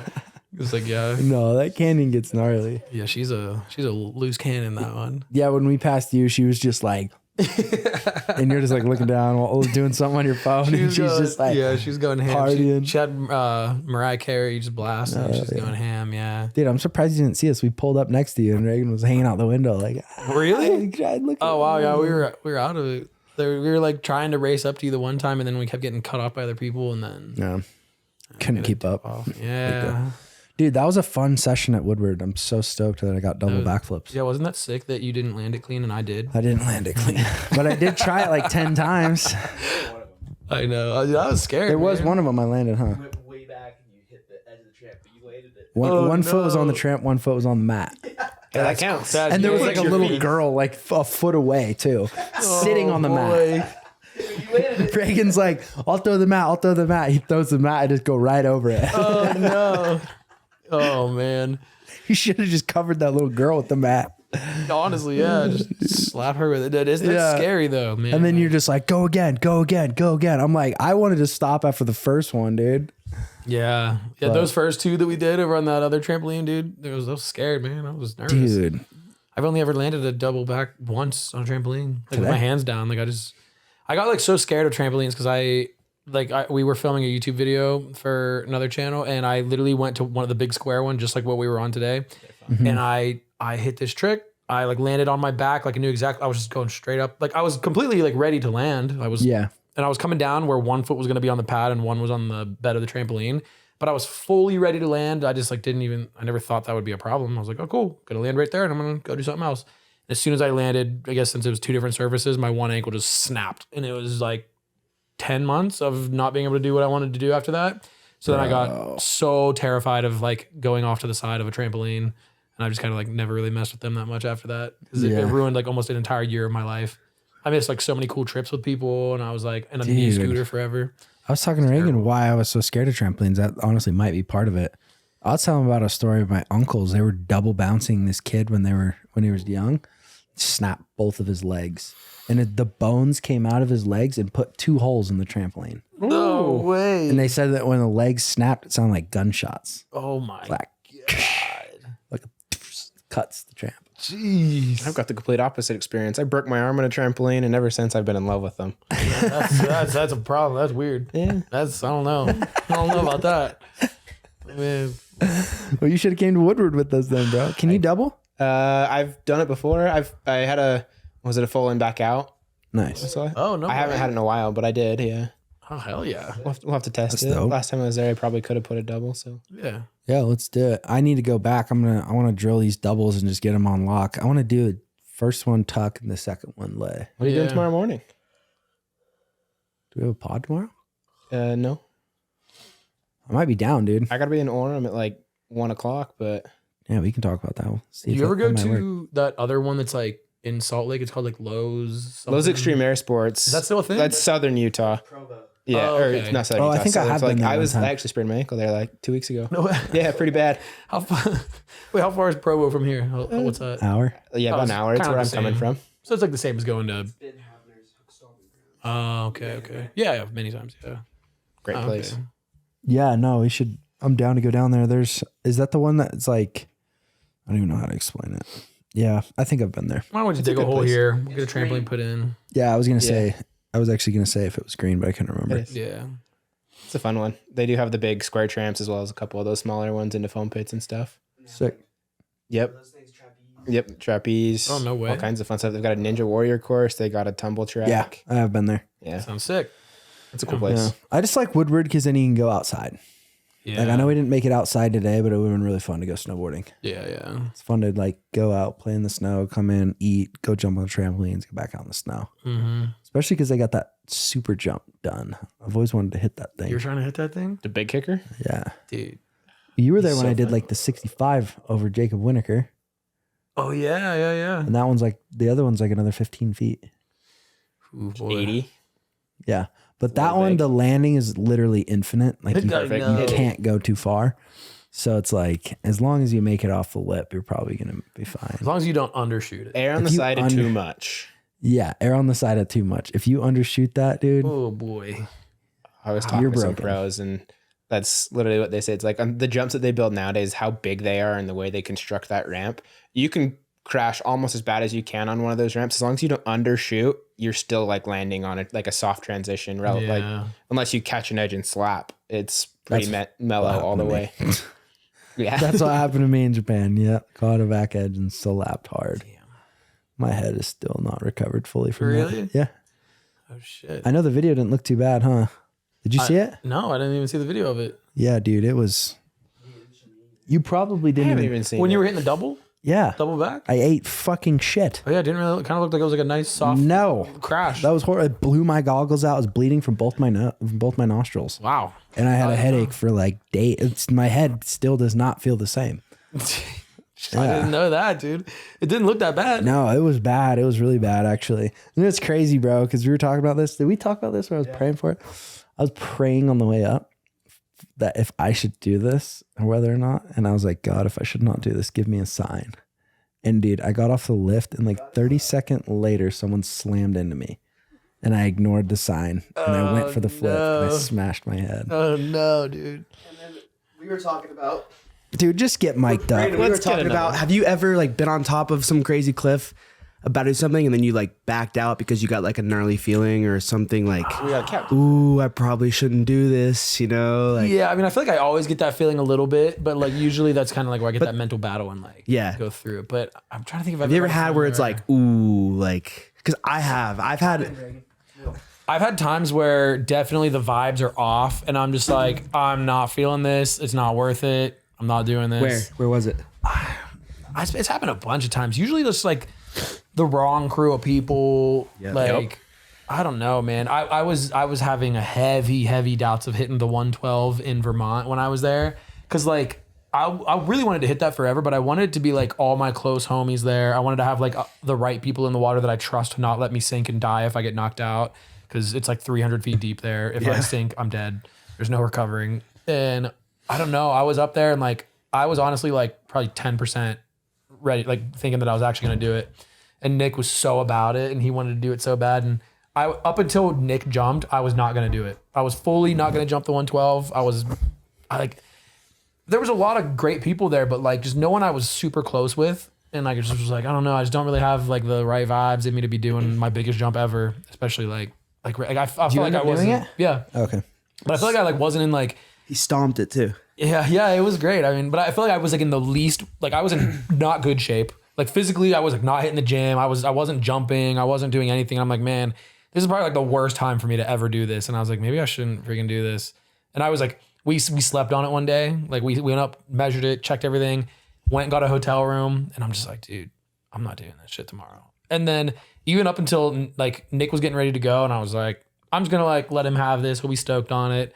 And then he jumped it, and as soon as he came up from the water, I was like, I'm going. And immediately, it went from like 0. I was like 0% going to do it. And I saw Nick in the water, and I was like, I had to get a rock and toss it, and I was like, I'm going right now. Have to. What'd you throw? A souk, my safety from Fattest Big souk Trick. ever, Yeah, bro. it was. I don't see that. Because Ryan was there at that quarry, Yeah. infamous quarry. One day, it was me, Ryan, and Tyler Ferrulo. We were the only people jumping where the whole crew was there from Cinderland, but they were just watching us jump. Nobody was seshing. And me and Ryan were like, this isn't even fun. I know, it's and weird. Ryan was going to do the quad gainer, and he backed out because he was like, everyone's just watching. No one's jumping. This isn't a sesh. Then he came back, earlier this year and stomped it. But we were talking about that. Like the older crew was just sitting there watching us.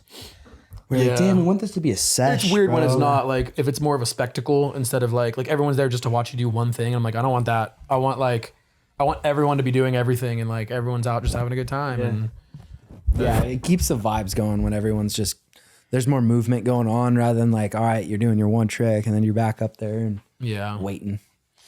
Yep.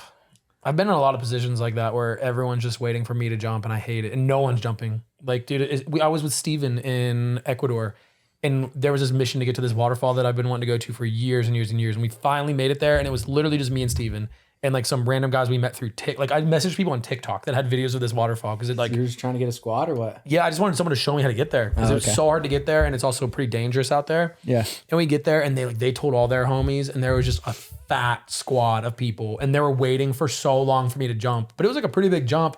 The takeoff was in the water. Like I had to run through water and take off. And Your I'm videos like, rolling for like 12 minutes. Yeah, I got down. I finally Everyone's just holding their phone up. Dude, yeah, everyone's just like, I don't understand. Like, why is he waiting so long? And I'm just like, Just do it, pussy. yeah, everyone's like, why'd you like what were you doing up there the whole time? And I'm just like, oh, God, Bro, shut the up, thing man. is, people really do that, bro. Yeah. From the bottom, they're like, what's taking him so long? It's like, why is what- he throwing rocks, He's bro? like, why doesn't he just go? And it's like, oh yeah, you think like it's like, dude, there were so many things I had to like. I wasn't gonna jump when I was there. Like I was like, nah, I'm good on it because there was only one good spot to take off from, and there was a huge tree branch coming down. Where if I would have ran and jumped, my feet would have hit the branch when I was upside down, and it was a thick branch. And I was like, guys, I can't. Like if I hit that, I'm done for. Like it's gonna completely destroy my flip.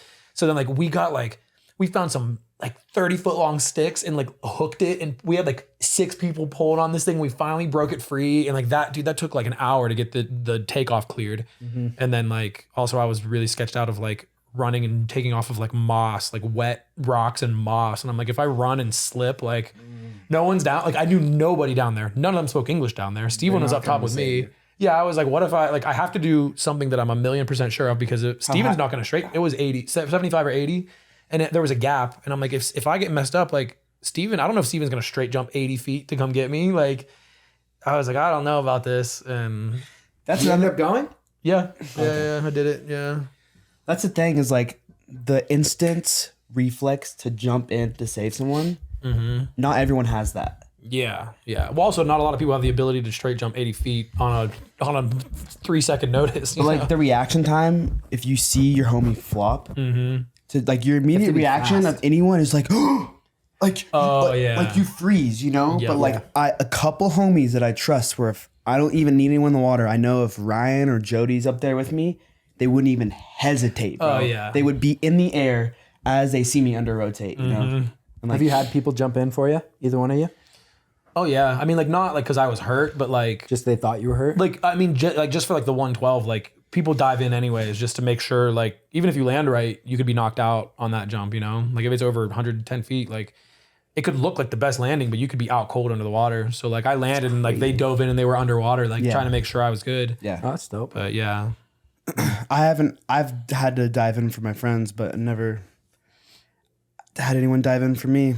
But I know they would. Yeah. I know I got homies that would definitely dive in yeah. for me. For But sure. I also don't mess around as much as other people. Well, like when we saw that one dude eat crap up in Idaho, I was surprised to see so many people jump in.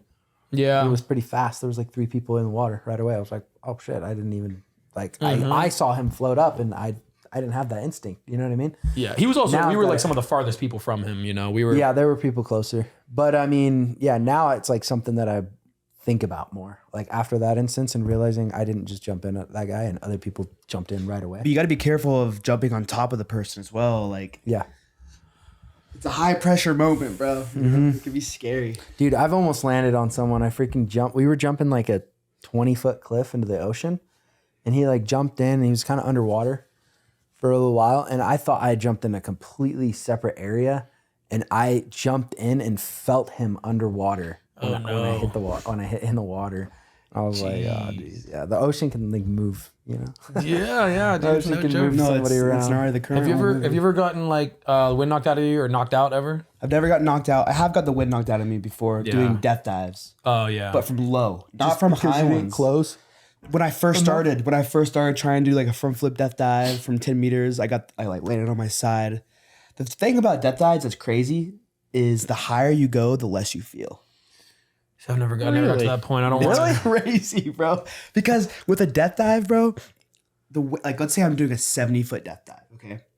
You're committing to a belly flop, right? So in your brain, you're going and your body goes in a fight or flight mode to where if you don't close perfectly, you're getting wrecked. Yeah. And you're staring at this water and you're like, I have to do this perfectly or I'm getting wrecked.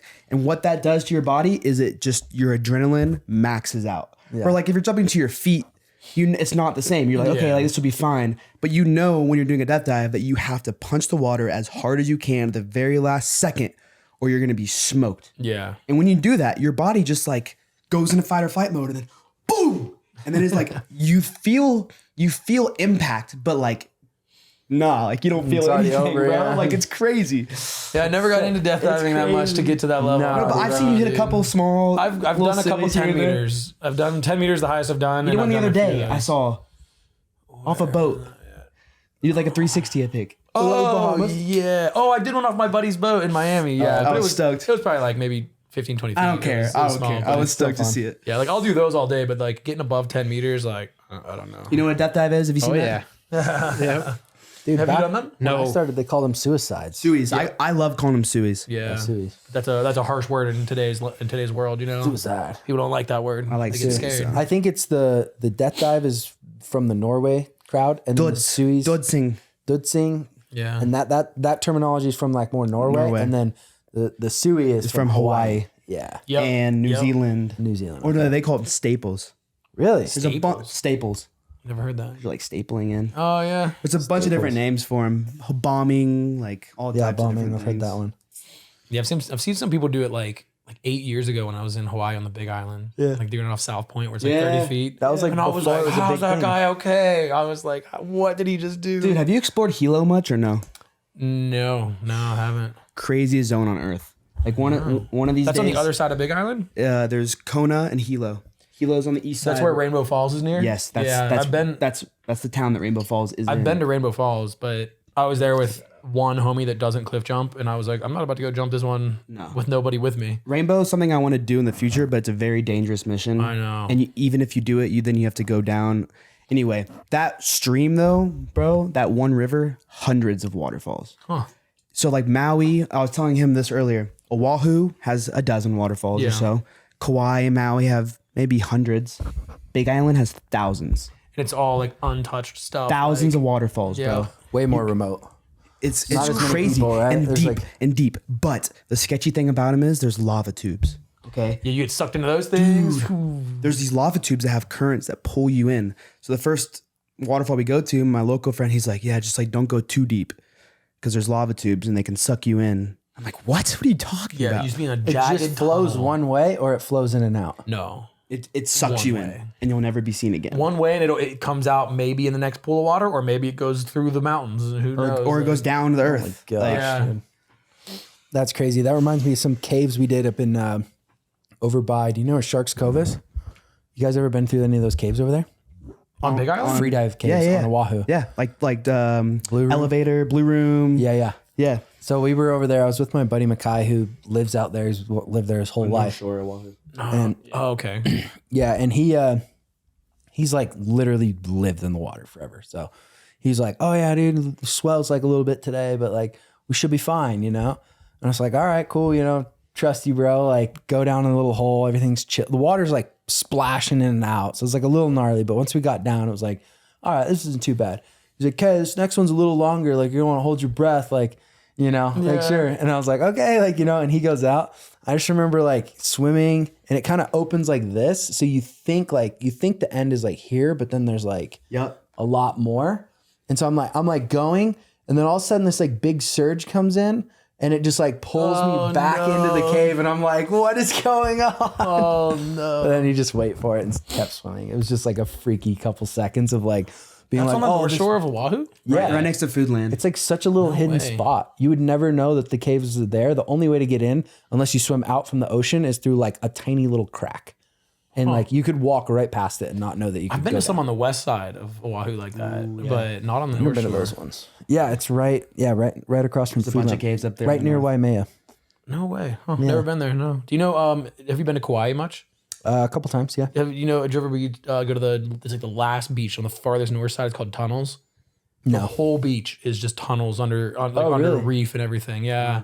And like, dude, I went there with Chase and we were out there like, you can go out and it's like ankle deep on the reef, super, super far out, but then you can go through a hole by your feet and it just opens up into rooms and you can just go down So forever. cool, dude. Is there light in there too? Like, Some of them, yeah. Some of them's not that bad, but like you can go past the reef to where it gets deep again, and you can just go down and swim through just tunnels just endlessly. Like super short ones, super long ones that you definitely would die in. Like there was, wild. and dude, the craziest part, there was a dude. I don't know if it's a guy, but there was a body in a body bag on the beach when we were there. Like I don't know if he was out in the tunnels or what happened, but literally there was a dead body body. in a body People bag. die out there in Hawaii, bro. All the time. And their bodies aren't recovered half the time. Yeah, Maui, you can just disappear and no one will ever hear from you ever again. yeah, dude, it's It's no wild. joke out there. I got a question for you guys, though, since you guys know Chase personally very well. I grew up, I mean, he's the reason that most people my age got into cliff jumping. Yeah. So, like, Yeah. like, how cool was it just to be with him as he's pioneering a lot of these things? Filming, I know you guys are doing it with him and everything, but, like, did you ever see, like, firsthand, like, a bunch of fans come up to him and be like, bro, this guy's actually, like, becoming famous in a way? Like, I definitely saw him get recognized a couple times. I think a few times in Hawaii, definitely, but I don't know. Like I'd be hanging out, like he'd just like come stay at my house in Pennsylvania, and like no one around my town knew who he was. Like, Yeah, you'd have to be like at a spot. yeah, Like when I first started hanging out with him was in Auburn, California. And like, I remember I hit him up one time and I was like, why do you have adrenaline addiction? You don't even base jump. He's like, I've been wanting to get into base jumping. And so I was like, all right, start skydiving and I'll take you base jumping. And so he started skydiving, and then like I bought a rig and was like, yeah, I got a rig, like send me the money for it. And so then he did. And then I was like, hey, just get like some more jumps, get to like 75 and I'll take you to the bridge. And he was at like 25. you took him to the bridge? No, I told him, I was like, dude, I don't feel comfortable. I don't want to go to the bridge with Auburn? you, He wanted to go to- honestly. he wanted to go to No, he was Auburn? going to go to Twin. He was going to go to Twin. Right. And at this point, he was like telling me he was going to get the 75. So I had a video where I like packed his rig for him and he was filming it. And so like he had that footage and like knew how to pack. Right. So he already knew how to pack. He'd already been skydiving. He'd already thought he was going to go to the bridge. Yeah. So he just decided to go by himself. And I was like, fucking shit, bro. Like you're going to die. Like you can't do this, you know? And so, yeah, he just like went and nobody took him to the bridge. He took himself. But like a couple months before that, we did a pretty gnarly. Did you ever see his rope swing video? Did you know that was me that did him with him? No. Yeah, the dual base, like he was harnessed in, and then I was just holding that was on. you? That was in... That was in Auburn. Auburn, yeah, right. Yeah, that was one of the gnarliest videos ever. That was probably the from the gnarliest thing I've bridge. ever done. Yeah. So I was holding on like kind of over his back, and this was like pre-base jumping Chase. This was like Wait, I gotta find... his first base jump. Yeah, His yeah. first time being part of a base jump. And so, yeah, dude, we jumped that. And then I think it was just like, he was just into it and like became completely The obsessed. good thing about him is he already has the air awareness. Yeah. And that's why I felt like, okay, yeah, get 75. And he's already a pilot too. So he understands like flying and like he understands how to fly, you know, understands his body and understands how to fly. I'm like, you really aren't going to need like the full 200. And I was like, yeah, dude, I was stoked on it and honestly would have done it, but I didn't want to, and that honestly kind of pissed him off, to be honest with you. Like when I told him I didn't want to go, cause I was like, dude, like it's just going to be too gnarly. He got kind of annoyed at that. Yeah. Kind of pissed. And now here comes Gio, basically the same thing, copied and pasted. Well, that's why I learned my lesson with Gio. Gio shows up and he's like, yeah, dude, like I got my parachute. And I'm like, sick, man. Yeah. I'm excited to go jump with you. How many jumps do you have? He's like 0. And I was like, what the fuck, dude? Like, all right. And so I didn't want to be like, okay, I'm not going with you, because it would have been the same thing. He would have just gone and taught himself. Yeah. So ended up going with him as well. And, well, yeah, I ended up going to him up to antenna in an undisclosed location. And because he's going to do it himself. You might as well at least be there to help make sure things are going he right. didn't even listen to me. I was like, don't flip, just straight jump. Like just go just straight out and do, just take it nice and easy for your first one. He's like, I'm going to do a double front flip. I'm like, no, you're not. Like, this is your first base jump. And he was like, so the whole trip was like, he was like, dude, okay, like I got this antenna. It's 1,600 feet. Like Nitro Circus is like, we're sending out a videographer and stuff. So I'm thinking like, oh, you're an experienced base jumper, right? You already have a location. You've got a film crew, like it's Nitro. Like you've been base jumping, obviously, right? And then he shows up, didn't base jump. Like the film crew was like his freaking crackhead uncle or something. It was like the one dude. And then like, so we go and like, I'm counting the rungs on the way up. And I get to the top. I'm like, dude, this antenna is not 1,600 feet. This is like a 1,200 foot antenna, which there's a big difference in that amount, just because like an extra 400 feet is so much more to track out and clear away from the antenna. And so, yeah, we ended up jumping it like, I think 4 times over the next like week that we were doing that. And then he just completely went off and became the best base jumper of all time. To be fair, a double front flip to him is probably less scary than a straight, like, you know what I mean? Like doing a dub half. That's what he versus said. Straight jump. Yeah, like to him, that's what he said. To him, because he's such a talented flipper. Yeah. And when he says he has 0 jumps, like 0, canopy stuff. But bro, that dude's doing Zillions. quintuple flips from trampoline and do 100-foot Corey jumps. Like, And the timing on cliff jumping is you have to be so much more precise. so than with much base. more precise. Yeah. With base, you get to decide when you impact. yeah, right? exactly, You get to decide when it's time to pull. So as long as you're like getting that flip around a few hundred feet off the ground minimum, then like you're gonna be fine. But like cliff jumping, you have to land perfectly at this exact inch. Yeah, and I remember like case in point, you learned double gainers off of base jumping, doing like 300-400 foot double gainers. Yeah. And then I remember I was going for my very first double gainer at one of the cliff cruise trips off like the 53-foot cliff at I think one of the waterfalls. Ezra Falls. Yeah, Ezra, is that what it was? Yeah, okay, Ezra. And like I was so nervous, but I was like, I think I got this. And like my first double gainer, and then ended up being a train of like 6-7 people doing a double gainer. And then you came up last and just throw one. And it's like, well, I've done a lot of 400-foot double gainers. Yeah. So I figured I just got to make it a 50-foot double gainer. You just got to shrink it down. And I'm like, that's so weird to think, like, because I'm the complete opposite. I've never done a 400-foot double gainer, but like, I feel like it'd be pretty easy going from cliff jumping. It's pretty easy as it's long as easier from cliff jumping for sure. Yeah. That's why I know it. higher If consequence. I ever get into base jumping, I'll have fun with it. Oh, for sure. People have been trying to talk me into it for a little while. Get really good. There's 3 areas you need to go first. Okay. Paragliding. You should get into paragliding. I think it's the most important thing. You're going to learn weather, which is going to keep you alive in the base environment when you're making your own decisions, right? And when you're around people who don't understand those things, who've been getting away with a lot of things, who say it's okay when it's really not. Understanding like micro meteorology, right? Understanding how a tree is going to affect the wind and where you need to land, right? Or your flight path to get down into a safe space. So the paragliding, and then also the canopy skills that you learn with paragliding. So be able to actually fly your parachute and land it on the dot where you need to land.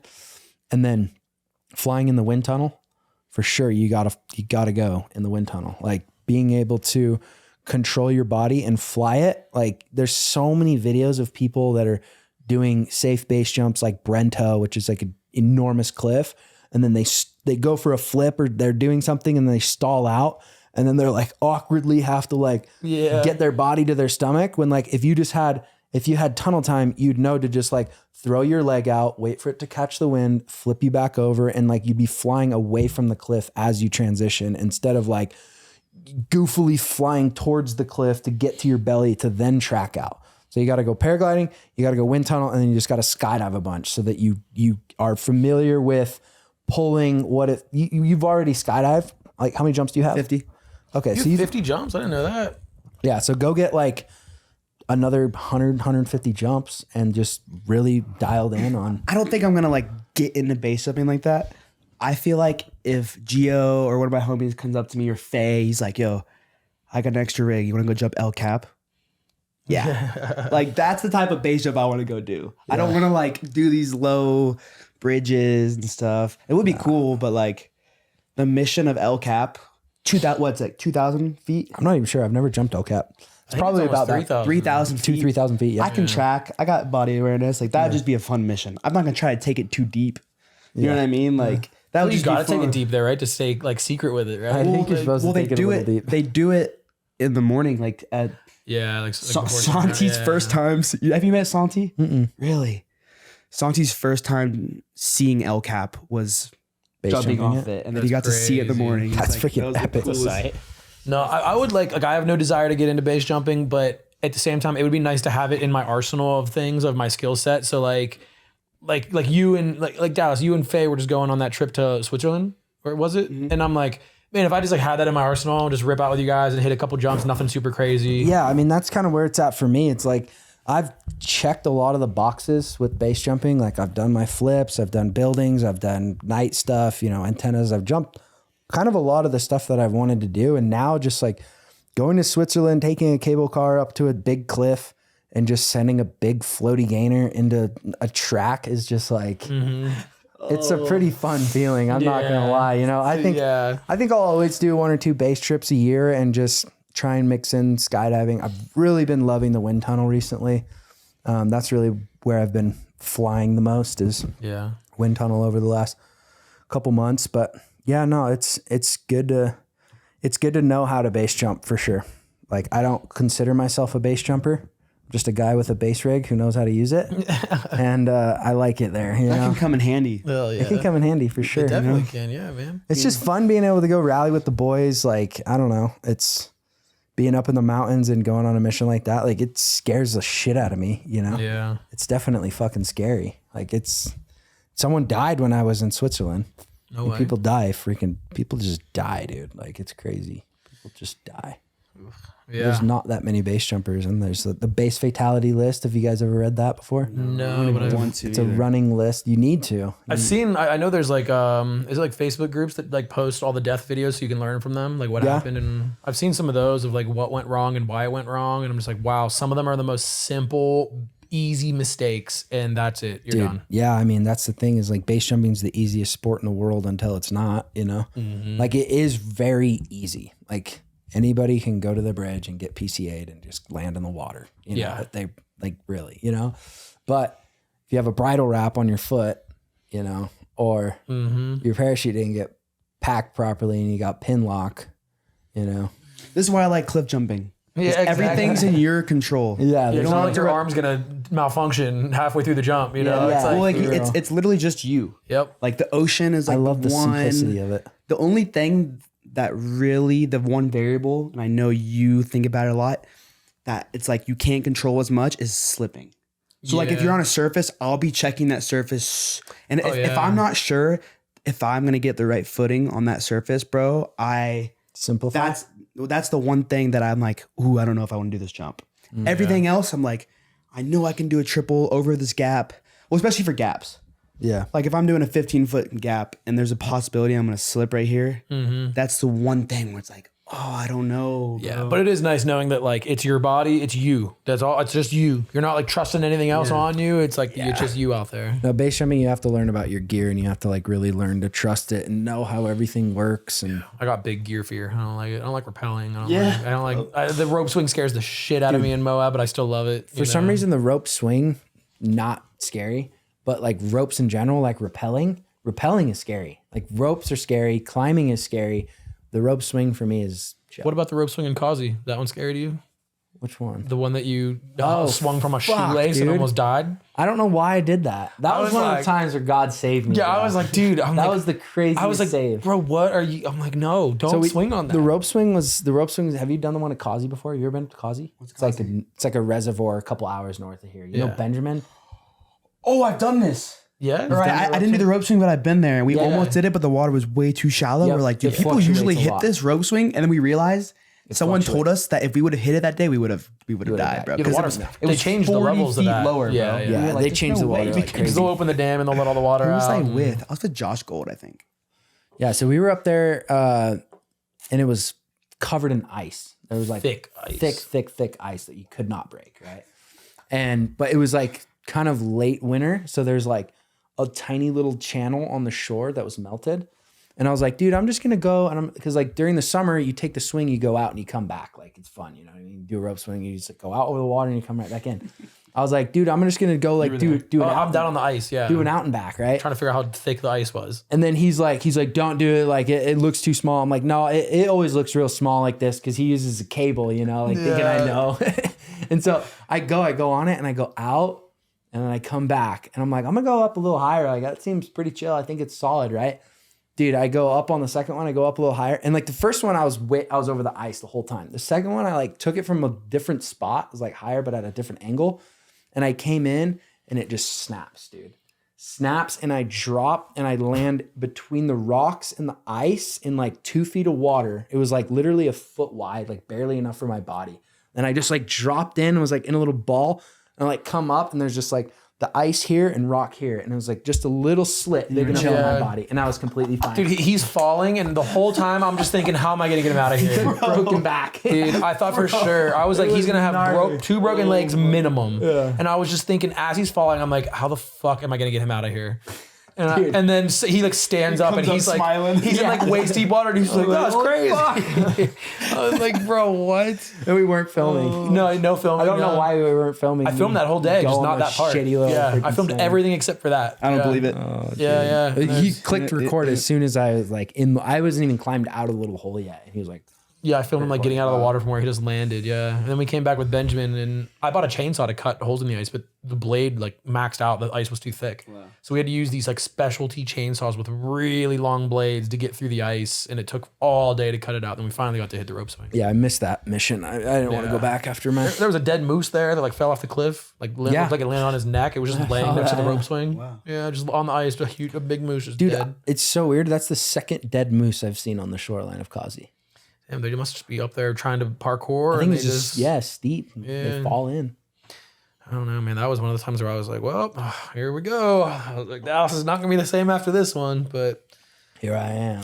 Dude, I really just don't know how. I don't get that one. That was weird. I get so lucky, dude. Yeah. It's crazy. Like the rope swing with Chase, I didn't even tell the story, but when I came down off the bottom of that, one thing I didn't realize is the G forces on swings are like crazy. And in my brain, I was like, oh yeah, it's going to like swing me down and then I'm going to have like all this air time. So I packed slider up, which is like a slower opening. And that's not what happened. I came in and like G force got like thrown down basically. Like it was kind of sideways, right? But it was like towards the wall. And I came off the swing on my back and then pitched and like see my my pilot chute in front of me. I'm like, that's not good. And I like turn around and I see the ground and I'm like, that's also not good. And it like sniveled open and then I just like turned and had like one of the shortest little canopy flights. I get lucky sometimes, bro. You get lucky a lot of times and I've seen a lot of them. I don't know how it happens. I don't want to push my luck too much. No. Keep it where it's at. But knock on wood, I have like the worst injury I've had was my left ankle that's still a little messed up from a couple summers ago, but haven't broke anything. I always get hurt after the jump or before the jump or something. It's never the during approach the jump. or something, going up or coming down. Did you see in Big Island, I did that 90-foot Anna's Pond, Triple Hope, big gap. And then as I'm frolicking in the field, literally after, my friend's like, do a side flip. That's where you'll get it. And my heel is still not the same from that. No shit. Yeah, I think you landed on a rock? I landed on a rock. Oof. It's because I wear in a backpack and I think like it kept me backwards. And damn. You flipped with the backpack on? Mm-hmm. Normal stuff. Normal stuff. So I flip with the backpack. Standard. Jesus. My heel's never been the same, bro. It's a bummer. They take so long to to heal. Well, I thought it was a deep bone bruise, but now I think it's a fracture or something. I mean, like literally tailbones and heels take so long to be not bruised anymore. It's ridiculous. But you can't do anything about it. Yeah, and walking on it just keeps hurting it, you know. I'm still jumping and training. Yeah, exactly. I know. Yeah. Today he's like, oh yeah, I can't do anything really because like my heel, and then he just like starts sending triples. Yeah. Like, okay, that's your hurting. Well, it's my light day. A triple a day keeps a doctor away, so I have to. Is it? Is that what they one say? side flip in the field brings that doctor right back. That's what they say, bro. Triple a day. Or is it an apple? I think it might. No, it's a triple. It's a triple, yeah. It's just, they say triple with an accent. Yeah, it kind of sounds like an apple. Yep. That's what I always say, bro. That's what I hear, man. Yeah. I got a new quad I'm envisioning, though. Oh, yeah? Yeah, I can't wait. Oh, gotta keep that. Excited to see it, bro. You'll see it. Damn. Well, Sure, we'll see. I might have to unfortunately cut the pod. I gotta head to the casino and make some money. Yeah. Oh yeah. I think that's unfortunately I'm only here for barely 2 days, but bro, I'm glad we were able to get you on, man. Thank you for coming and doing this. We really appreciate it. I'm stoked to have a conversation on record with you, bro. I know, man. Yeah, I'm sure there's gonna be more to come. Yeah, Hell yeah, dude. You guys got some gnarly stories in there. We'll acquire some more and then bring you back and tell some more stories. Dude, we have so many crazy stories together. I feel like we didn't even touch on quite a few of them. There's so many of them that are just like, I wonder how. Like, I have a lot of Dallas stories that I love to tell people. I want to hear these. When people are like, "Who's this Dallas guy?" I'm like, I just can't. Let me just tell you like 2 stories, and you'll understand what type of guy he is. Like it blows my mind. Brother. Yeah, Means a lot back coming on from for you, Dallas's bro. episode, dude. Yeah. Honestly, I need to come back where we can have like a 3-4 hour pod where I can just stay here and like I want to. I can be like the I can supply more evidence for all your stories that I normally would call bullshit on if I wasn't there for You them. need to throw up clips. Like if you find videos, you need to throw up some clips. Dude, yeah, for We'll sure. throw some clips for sure. Yeah. That's a good idea. Like the China one of you in the jail cell, the picture. Yeah, of I'll you, see if I you can need find that. some. You need to Yeah. throw that in there for sure. Mm-hmm. This is gonna be a good pod, dude. There's a lot of them, man. I don't want to ruin them. I have so many I want to say right now, but I'm gonna hold them. I'll bank them for Dallas's Next time we'll just like create a list on the whiteboard. Yeah. And just like through 'em. go through make all sure of we them. get everything we can. After we cut this, and I'll give you a few of them now, so I don't forget them. Perfect. All right. Well, that is it for the pod. See you guys next time. Peace. Thank you.